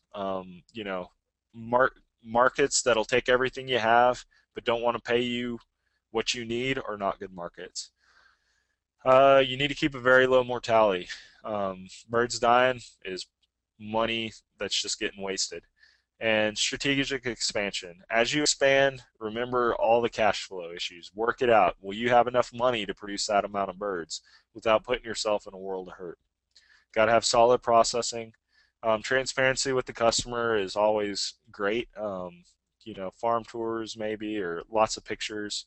We've got a Facebook page, Across Creek Farm. You can look that up on Facebook. Got a lot of pictures, but we get a lot of sales, and we get people that really like what we do and that are really appreciative that we've never met. And it's very easy with social media today in that. So you can check out our Facebook page if you're curious, at Across Creek Farm. You got to be a problem solver, and this is a lot of these things are true with all farming, whether it's carrots, cows, or chickens. You know, technical, building pens. I didn't know how to do a lot of this stuff. I didn't know how to work on engines. But all I knew that was technical was how to use machine guns coming out of the Army. And I was a good cook, you know. I'm not a financial guy. I don't like math. I like math, though. I love math when I'm making money. When knowing math and algebra helps me make money, I figured it out. And then you got to be a good marketer. You know, if you don't like talking to people, you got to find somebody that does. You have to have the ability to go in there and sniff and create markets. You know, and that's excellent people skills. And once again, the marketing, you know, high quality products, your farm identity. There's just a lot of ways, like we were saying about our Facebook page, a lot of ways to do that now. It's a lot easier than it used to be. So these birds, 3 weeks old, about to go out on pasture, and I guess we'll finish this up with question is, will you be moving to pasture too? So Thank you, Spence. Thank you. We have lots of questions. What you're seeing now is for those who are close to Montana or in Montana, this project that funded this webinar today, which was national in scope, is also part of a regional project in the western part of the United States, and specifically in Montana. And we're going to have some workshops. The first one is going to be in March, and that is in Great Falls, and we actually have a location. Again, contact NCAT for this. Everyone will be emailed information about these workshops from this webinar. We have your emails from signing in, so you will get an invitation, particularly if you're in the Montana or the region. If you want to travel all the way this summer, although Montana is beautiful in the summer, so I welcome. We're going to have in different parts of Montana. Some of the speakers have been set, some have not yet. Anyway, we will be working and solidifying all of those. The first one is coming up this next month. So I will turn to questions now, Spence, and there's an awful lot of them, and okay. I'll try to do as many as we can do, and I've tried to group some of them together. Do we want to put up the real quick the ATRA slide, the question slide, with all the ATRA information? Yeah, we'll get to that. Okay. Yeah, you can. Do you have it? I think you have it, don't you? For some reason it's not up. There it is. Sorry. Okay. Okay. There it comes. And so again, you can ask questions too when we don't get all of these answers, and we won't be able to answer all of them today. First off, this is available, will probably be available this afternoon or early tomorrow on our website. So yes, with the audio and everything. I'm sorry we didn't get that question. Everybody was concerned about that. I thought we should, anyway, it will be available very, very soon, and so you can listen to it over and over again, including these questions. There was a lot of talk about predators and hawks, a lot of questions about those. People asked about guard dogs, which you mentioned. Somebody asked about scare balloons. So in other words, basically, I guess folks are wondering about how do you deal with hawks? How do you deal with, probably hawks came up more than any, Yeah. and obviously the use of guard dogs in training, and even some issues about like if you're feeding chickens to your guard dogs, so that made them eat the chickens, and is it a problem? So maybe a little bit about predation, guard dogs, and hawks. Yeah, that's good because that means that's where your first problems are always going to be with predators. Um, the hawks is one that we're still working out with fear and trembling, if you will. We This year, what we've noticed, general trends are our hawk problems typically come whenever during drought situations or whenever the other prey um, dries up. We don't have hawk problems typically during spring and summer.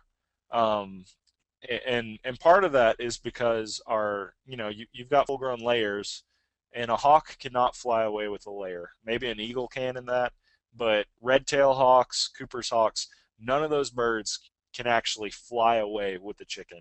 And so that's a big thing for them to try to tackle. So they'll go after mice and all that. If they start hitting, you either got one individual who's problematic, or you've got a situation where they're starting to get desperate. And so if it's one individual, like our eggmobile, I'll just lock it up for a day or two, or only let them out in the evening so they can get that forages, like we talked about.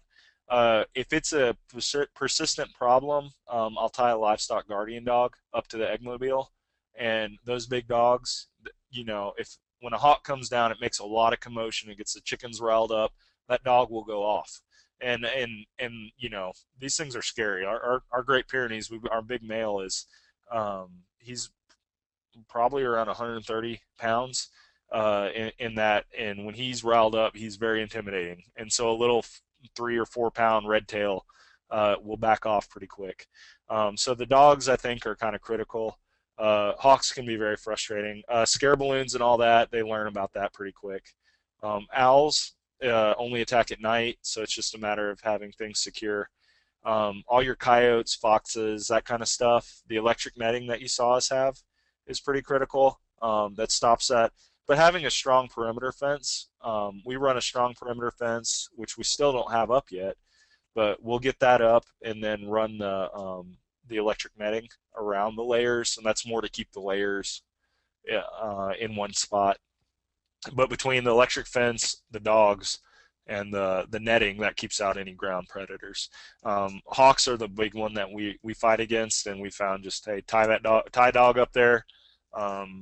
The big problem becomes feeding the dog, which you'll have to do at night, and that should stop it.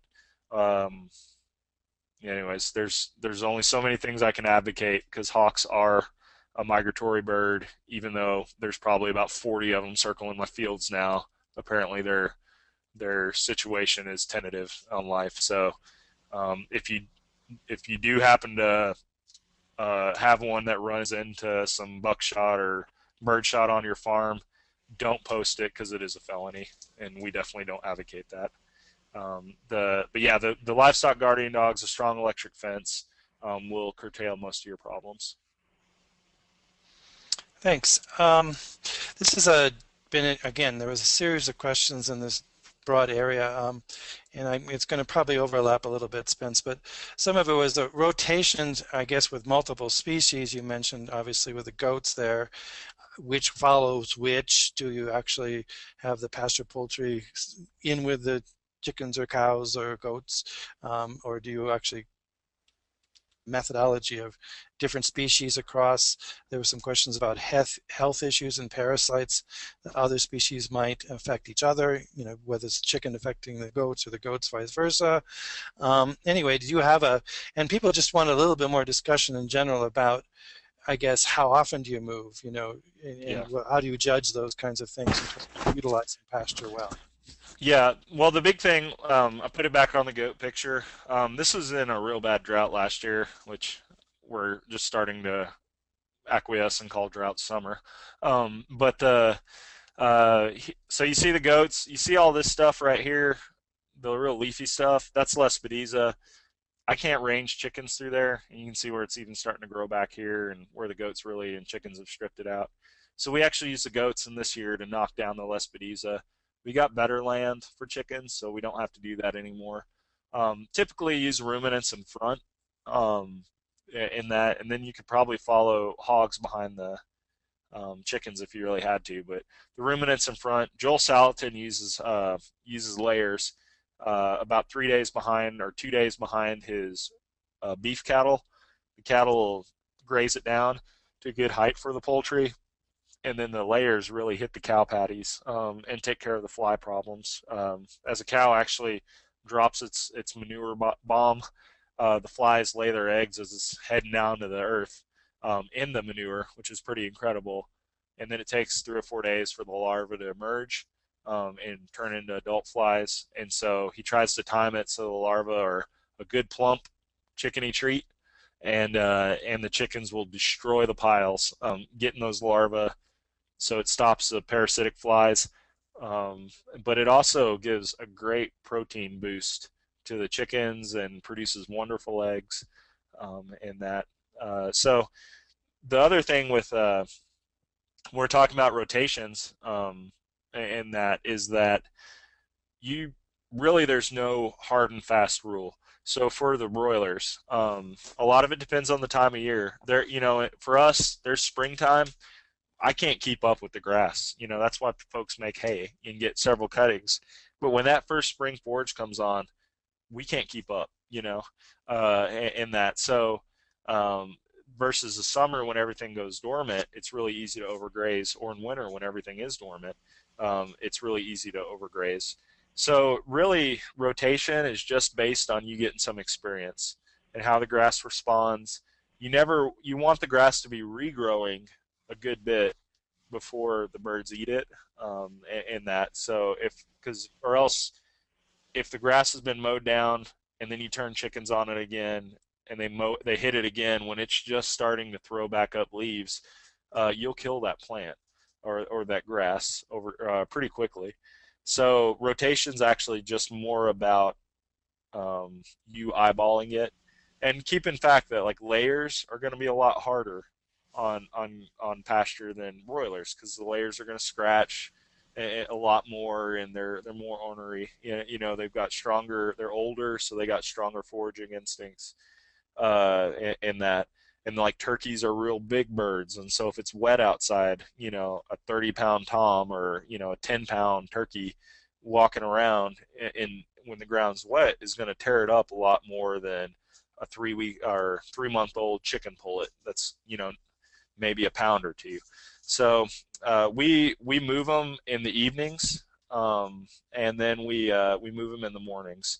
Now the little broilers, when they're small, excuse me, we don't have to move them as much because it takes them a lot longer to get to really mow that area in the hoop pen. And so, but as they get older, mostly the reason we move them is there's two reasons: to get access to new grass, and because those broilers, when you got 60, 70 broilers in a pen, they will fill that pen up with manure, and so it's a sanitation issue. And also, we do it in the evening, like we were saying. That's when they really graze, but also it gives them a clean sheet, so to speak, to go ahead and sheet over with manure. And incidentally, we were talking about the hawks. That's the reason we went to the pens. I know I mentioned that, but for broilers, you can't. Man, the hawks, they're just sitting ducks. A layer can at least run. They're pretty alert. The broilers really, they're not old enough. It's like having a toddler walk out in the jungle. They're not aware enough to be able to know there's a lion out there or a tiger. So that's why we went to the hoop design, and we don't lose any broilers with those hoop designs. I don't know why. Things don't dig under them, and that's without having any pasture fencing or perimeter fencing or livestock guardian dogs that are at lease land yet. Thanks. Just quickly on that one. So do you mow? This was actually so. Do you mow at all grass forage, like you say, keeping ahead of it in the spring? Is that something beneficial to do or not? Yeah. We don't. And as you can see here in this picture, we let the birds do that. One thing we're trying to improve pastures, one, spending time on a tractor, while initially it's fun, it gets old pretty quick. And two, that's a lot of gas to mow, and the more I use my tractor, the more it seems to break down, and that. So uh, we actually just let the birds knock stuff down. At some point, I can see using other livestock like hogs, maybe, or I don't know.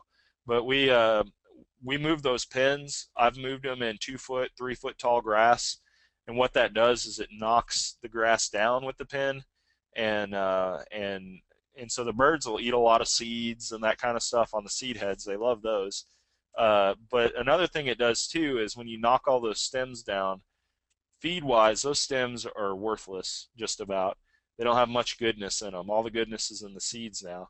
And so when you knock all those seed stalks and that, and they're high in carbon, then you put a layer of chicken manure, which is high on nitrogen. You, we see composting that happens, like sheet composting that happens on top. It breaks down very quickly, and then it creates a good bed for new seeds to come up, especially in the summer.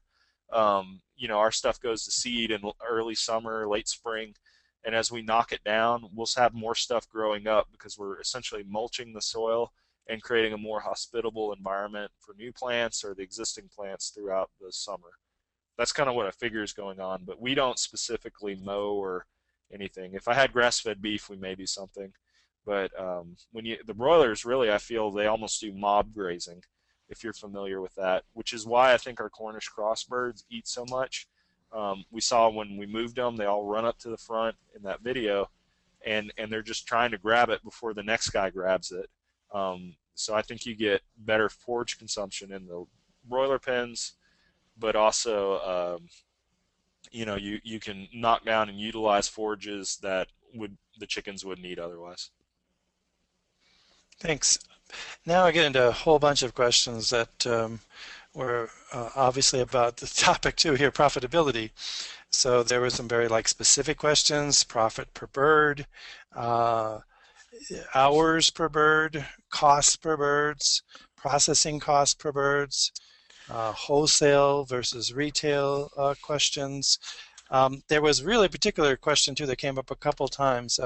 They noted that in your presentation you talked about expenses of labor for laying operation, but didn't of labor for the broiler operation. So there were some of those issues. So maybe you could speak in general. Again, there were some specifics there. I know you did put some specifics up later when these questions were asked. I guess there was, and then there's associated things you do in this cut up stuff. And then somebody said, what about feet? There's some extra, do you sell your feet? That kind of thing. So let's maybe get into a little bit of just the profitability in general question. Yeah, let me address labor. Like I look at labor on the farm, we kind of look at how labor is what percentage of time am I working? Am I working on a particular enterprise? I don't. When I first got started off, I tried to figure out what am I making per hour in that, and it just kind of started to just get silly, and I got tired of dealing with it. And this is really, to me, like when I was in the Army, we had 36-hour patrols or missions when I was in Iraq, which I slept a couple hours if that, and that's typical for that lifestyle. Um, Roughnecks that work on drill rigs. I mean, truck drivers. Different jobs have different requirements, and I really enjoy being a soldier. And I wasn't too lucky at it though, and that. But I did enjoy it, and the same is true with farming. I like working out here, and I can bring my kids in that, so I don't worry so much how much time I put into it per hour. I just look and see, do I get the other things that I want in my life, which for me is time with my family, time with friends. We're really involved with our local church, that we go to. So do I have time to do the things that I want to do in my life that are important? And the answer is yes. And I'm making money. And am I making the money that I want? Well, hopefully, we're moving up to that. So that's how I approach labor, and you may not approach it like that, and that's fine. But that's my personal thing. If I can go to Iraq and almost get blown up for $1 an hour, I think is what we calculated at one time. 30,000, less than $30,000, then farming and making over $30,000 doesn't seem too bad in comparison. So that's my take on the labor thing. But realistically, like we were saying, layers make up 10% of the farm profits, and the broilers do 40 to 50% of the farm profits, but or excuse me, sales. So you know, but if I'm spending the same amount of time on each, that's something that causes concern. Now, at the same time, the layers are less. We've spent less time developing that, so there's all kinds of things that go into that. Um, when it comes down to the net per bird, and all that, and how we make money, I've got some spreadsheets that I can send people individually if they'll call the Atra hotline, and just specify whether you want the broiler or whether you want the layer sheet, in that. And I can send you the record keeping forms if you have Excel. That's one of the big ways that we do that. So, but yeah, you got to keep track of it, and it'll fluctuate. But if you look at the end of the year, you can figure out on average what you make per bird, in that. For processing's all over the map, just depending where you're at. There's places that are cheaper than what I get. There's places that are more expensive. If you go to the poultry processing database on the ATRA website, um, typically whenever I find a place, I call them, I talk to them, and I try to get their prices up. But 250 for a whole bird is very reasonable. You will find it cheaper. You'll find it much more expensive. But there's some new options too. David Schaefer, who's at I think Featherman Poultry Processing. They're out of Jamesport, Missouri. He's developing this processor in a box, so to speak. It'll be like $50,000-$60,000 a Connex, but it'll be a USDA inspected cookie cutter processing plant, which would be huge for a lot of areas. Because once you go USDA, you're out of all the processing regulations with the state. I mean, it's a federal, you can ship across state lines, but the processing and that those we've got a great processing publication, by the way, poultry processing, but those are all probably best handled individually. And I would strongly suggest doing a business plan. If you're in Louisiana or Arkansas, we'll be doing entire workshops over the financials of this. And we have people drive down from Colorado and that. Jeff, I know you all will be covering that in at least some of your workshops, if you're up in the Montana region. And NCAT does a lot of other stuff, conferences and that, so be on the lookout for that. Maybe just the one thing, again, you having the cut up and the whole birds, and perhaps a little on the wholesale versus the Okay. retail. Where would you go? Or would you like move to all wholesale? Would that be better for profitability, or do you have to do direct and wholesale, that kind of division? Yeah. We like both. That's a great question, by the way. Diversity. You don't want to put all your eggs in one basket. There are so many poultry jokes you can make on this subject, but you really don't. And so, like for us, time is a big issue. Like those things that I talked about were like my family, and I work at NCAT part time, and so obviously doing this kind of thing. The wholesale market allows me to do that, because I drop product off once a week and get a check in a week or two. The Now we do direct sales. We have a private market that we sell at. It's a mail-in market. It's only 3 hours on Saturday. I can typically get like 4-digit sales there. We're pretty close to it. It's definitely worth the 3 hours. I get much better return per bird on it, and that, but it takes a lot of time. Even just the direct sales, and you got to deal with questions, which I don't mind, but you deal with people For every 30 people that are awesome, you'll have that one guy that'll want to talk your ear off and not buy anything. And, so we moved to the wholesale. We were selling at a farmer's market where it's like on Saturday morning, I got to get up 4, 5, be there before 7, and it's the end of the world if I left before noon. And so that in and of itself was a full-time job.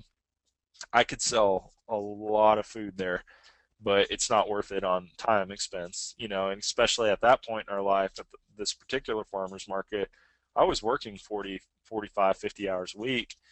I didn't have the energy or time. And when I got home on Saturday, there was from market, it was hot. There was a day's worth of chores to do. My family, I didn't have, I still needed to deal with them, but the only thing I wanted to do was get something to eat and go sleep. So, you really have to figure out what works best for you, and that. But getting started, most people start off on the direct marketing. But when you start moving up sales wise, the restaurants are really good. And the great thing about restaurants or the grocery stores, etc., is it doesn't matter if you have a rainy day on your delivery, other than maybe causing some issues with transportation or unloading. A farmer's market, if stormy weather moves in, you're sunk, and now you got to store all that chicken. Can you store it till your next market in that? Whereas the wholesale markets, we go straight from the processor and drop it off, and which is awesome. So, but those are some of the issues on your price. You got to come down on for wholesale. And I have markets that I'd really like to sell at restaurants, but the conventional stuff they can get even at my wholesale prices, which sometimes are half of what my other prices are, or just about. It's still if I were to cut my price in half, they're getting chicken breast for $1.50 a pound. I can't compete with that. So some places want to do an all local product, some places want to try their best, and some places it's just about making money, and that's great. I mean, we're about making money too. So uh, anyways, it's just kind of interesting how it all works out. Yeah, and then let's go to feed. There's a lot of questions around feed. Um, Obviously, your mention of the non-GMO brought up, where do you get non-GMO? How do you know it's non-GMO? Is that soybean? Is that corn too? Um, you did mention the quality of feed and that being important. Other people are talking about protein sources. Do you grow your own? And would you recommend that, growing your own feed to a certain extent? I know you don't personally, just from Right. knowing you, but people are asking about that as an alternative, and will that make it cheaper? Um, was yeah the GMO I'm trying to think of the asked. There's kind of a selection in there in terms of these feed issues. Oh, storing feed, volume. Do you buy in big volumes and store? What do you store in? Those kinds of issues around, I guess, moving feed, buying feed, dealing with quality feed and cost, I suppose, at the end of the day with that. Yeah. Okay. Yeah. I've gotten smart and started to write some of these down. Yeah, I Okay. know. I'm sorry. I'm kind of No, going no, this across this is several working different great. Yeah. individual questions to try to Okay. hold them. Let's start on where to get GMO free feed. We do have an organic. I'm not sure if it's organic and GMO free, but organic feed's really high, and I really do. We're all about sustainable. I've got in training like a lot of ATRA staff as an organic livestock inspector. I've worked on the NOP. I like organics. There's definitely a place.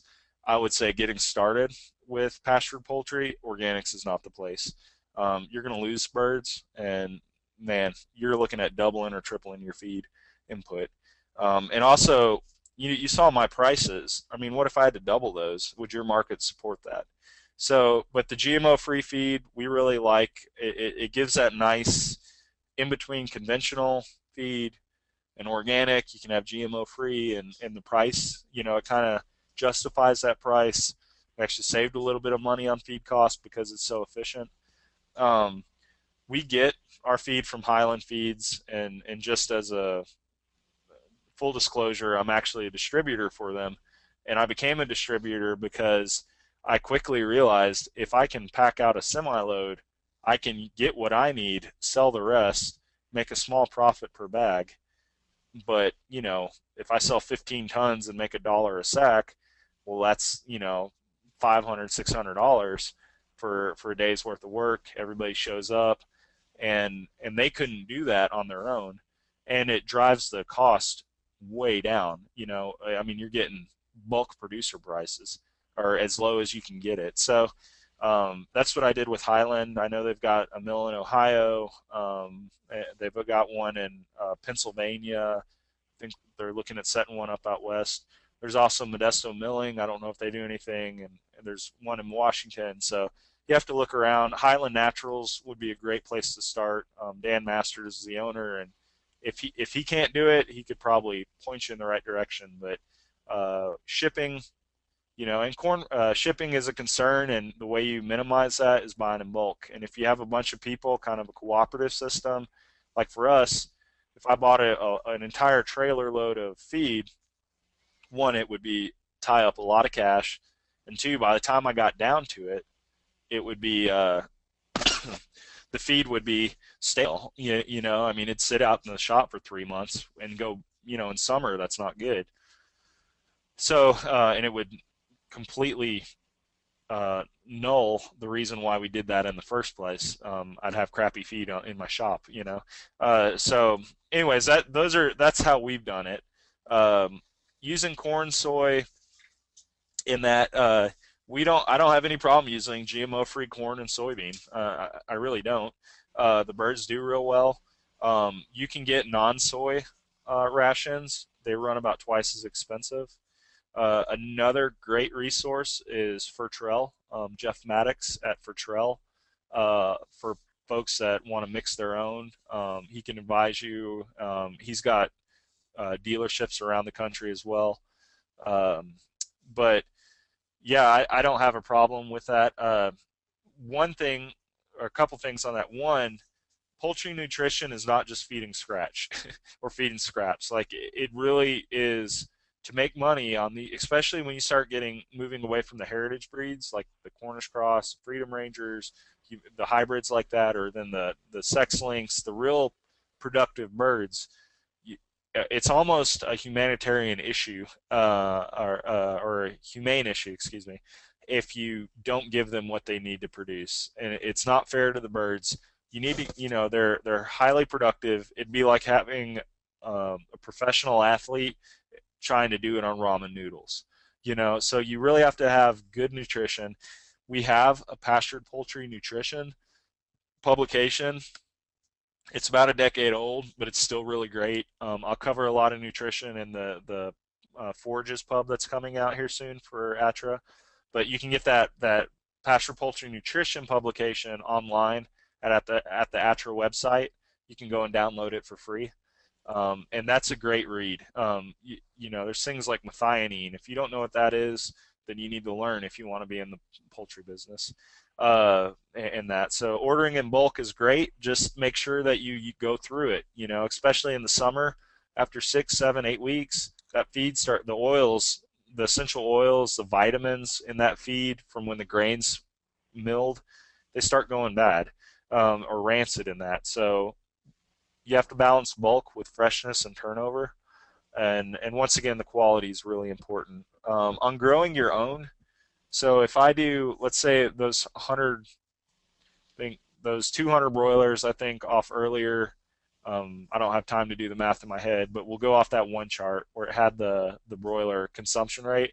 I think it was about 1.5 tons for 200 broilers. That's really rough ballpark.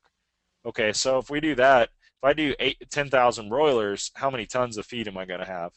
If I've got to have that much feed, how much grain do I have to grow? So I get this question a lot, but when we really sit down and look at it, man, you're talking about a whole nother enterprise, which requires a combine and kind of makes the whole easy get in, easy out, easy startup not really apply.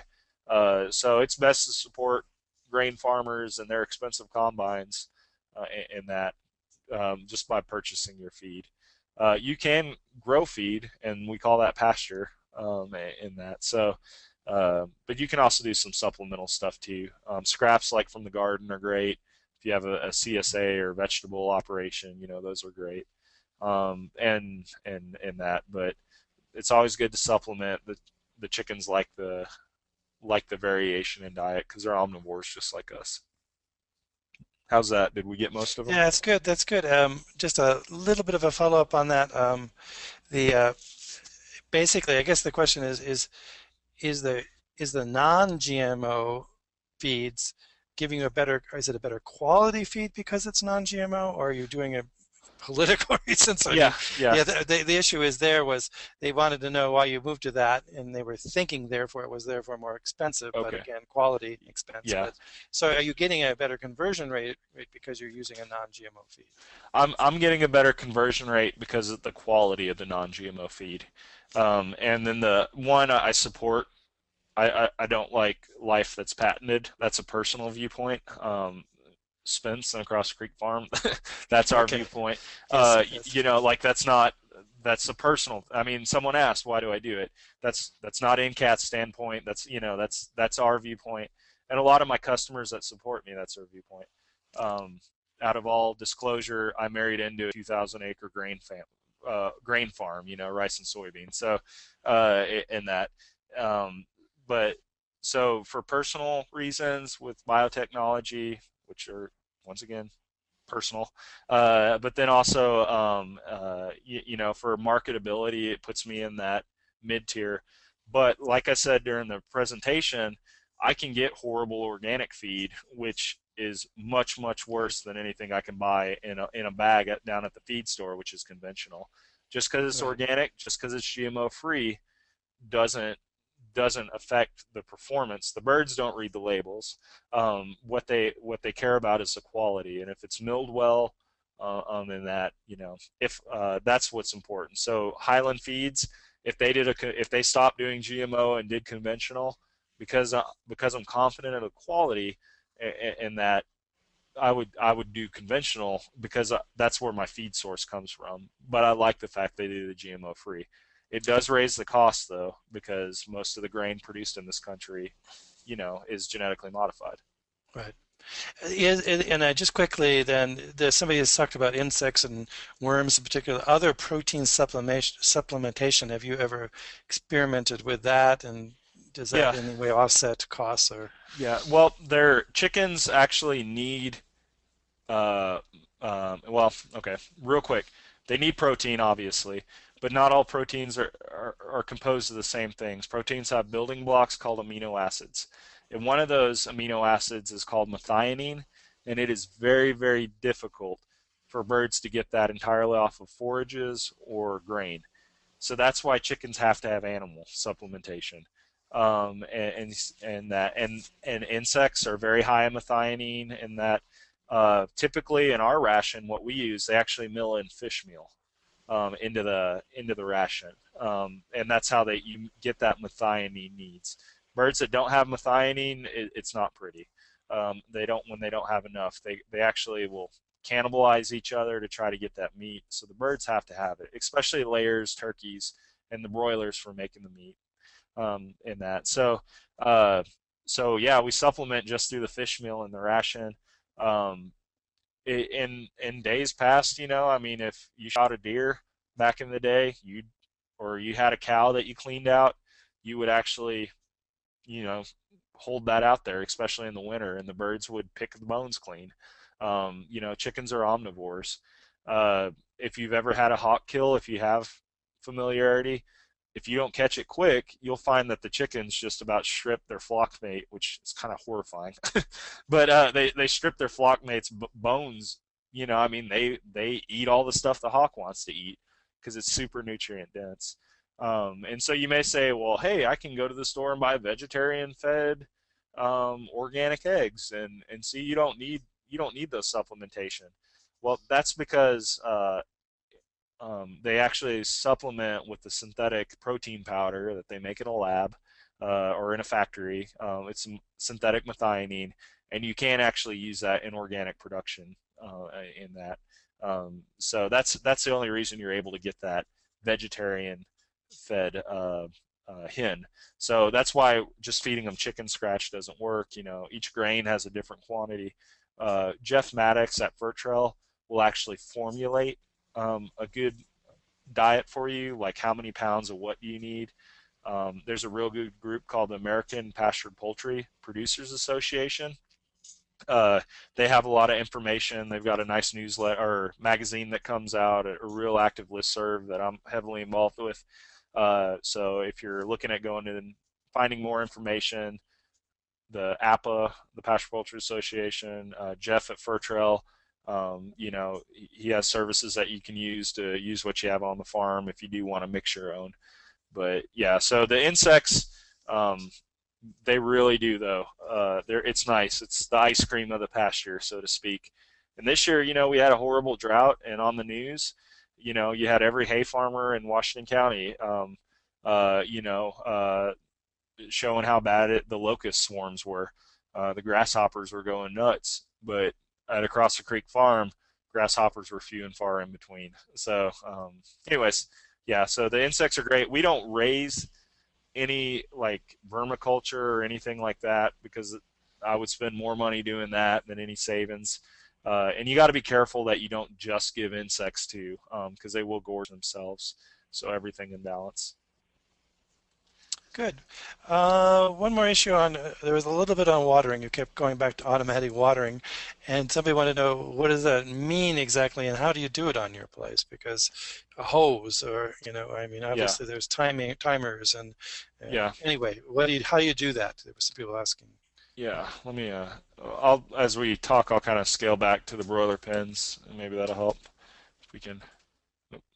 Uh, so the let's see.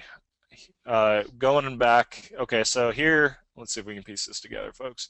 All right, so this is the back of a pen, and you see the PVC. There's a half-inch PVC pipe here that runs, and then there's some quarter-inch barb nipples right there, and then there's also a T with a barb nipple, and you can see the black line that runs in.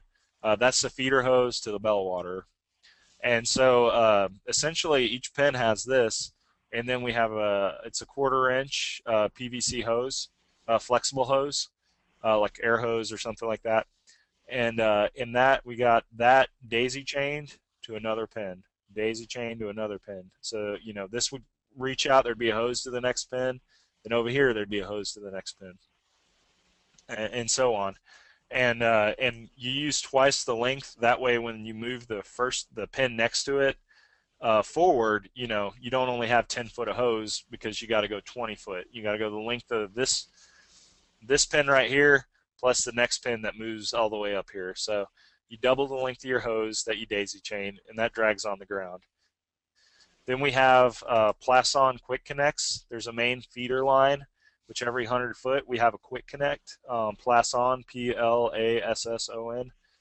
It's a quick connect, and essentially it's a valve that you can just pop another hose into, and so we have a hose that runs from that valve that ties on to the pins, and on the first pin of each group of pins, we have a poultry water regulator for the bell waters. This is a bell water here.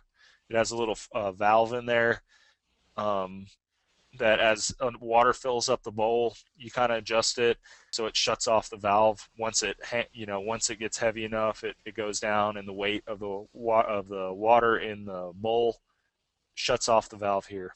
And you can see the hose going back to our PVC line, and this is actually the first pin in a series. So you can see the main line here, and if this chicken weren't in the way, you can see the water, or the pressure regulator there. These pins need, or these waters need anywhere from like 1 to 4 psi, so they don't need a lot of pressure at all, and even 10 psi will blow them out. And that's why we have this regulator here. This regulator is about 70, 80 bucks. It's high, but by daisy chaining, we can run 10, 15 pins together and it not be a problem. So it's pretty technical, the watering thing. When we come out, we'll have a technical pub come out hopefully this summer that'll have all this, and it'll have a lot of pictures and all diagrams and that. Um, but you can always contact me through ATRA if you want as you're building when you start building it, and I can walk you through it. Thank you. I think that's about all the time we have, and I know there were more, and some more specific ones, and we'll get back to. And I just want to remind you that there will be I know it's been long, and I want to thank Spence for hanging in there, and all of you guys hanging in there. We had quite a few people hanging around for a pretty long webinar. And anyway, this will be available again, so it'll be available hopefully this afternoon on our website, so you can listen again through everything. Remember the workshops, again, the workshops here in Montana. There's going to be workshops in the South too that Spence will be involved with. So there's opportunities in different parts of the country to do this, and so we'll look forward to hearing you again on that. And remember, there's a survey coming up. I know it's a little bit longer. It doesn't take long. It's a very short survey, and it's really important for us to make these better to do that. Any last words there, Spence? No, just you got to get started to do it. And then also, if you're a veteran, we've got feel free to contact me. We've got a week-long sustainable ag training program that NCAT's doing for veterans and their spouses in Arkansas. It'll be paid for. We'll put you up and all that. It's kind of like a vocational training where you'll get exposure to lots of different types of agriculture.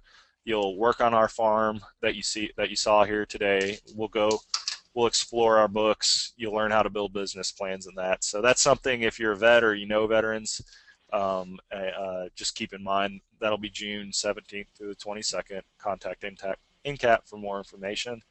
And I really enjoyed it. It was a lot of fun, and hopefully folks start growing chickens out on pasture, Jeff. All right, thank you. Yes, sir.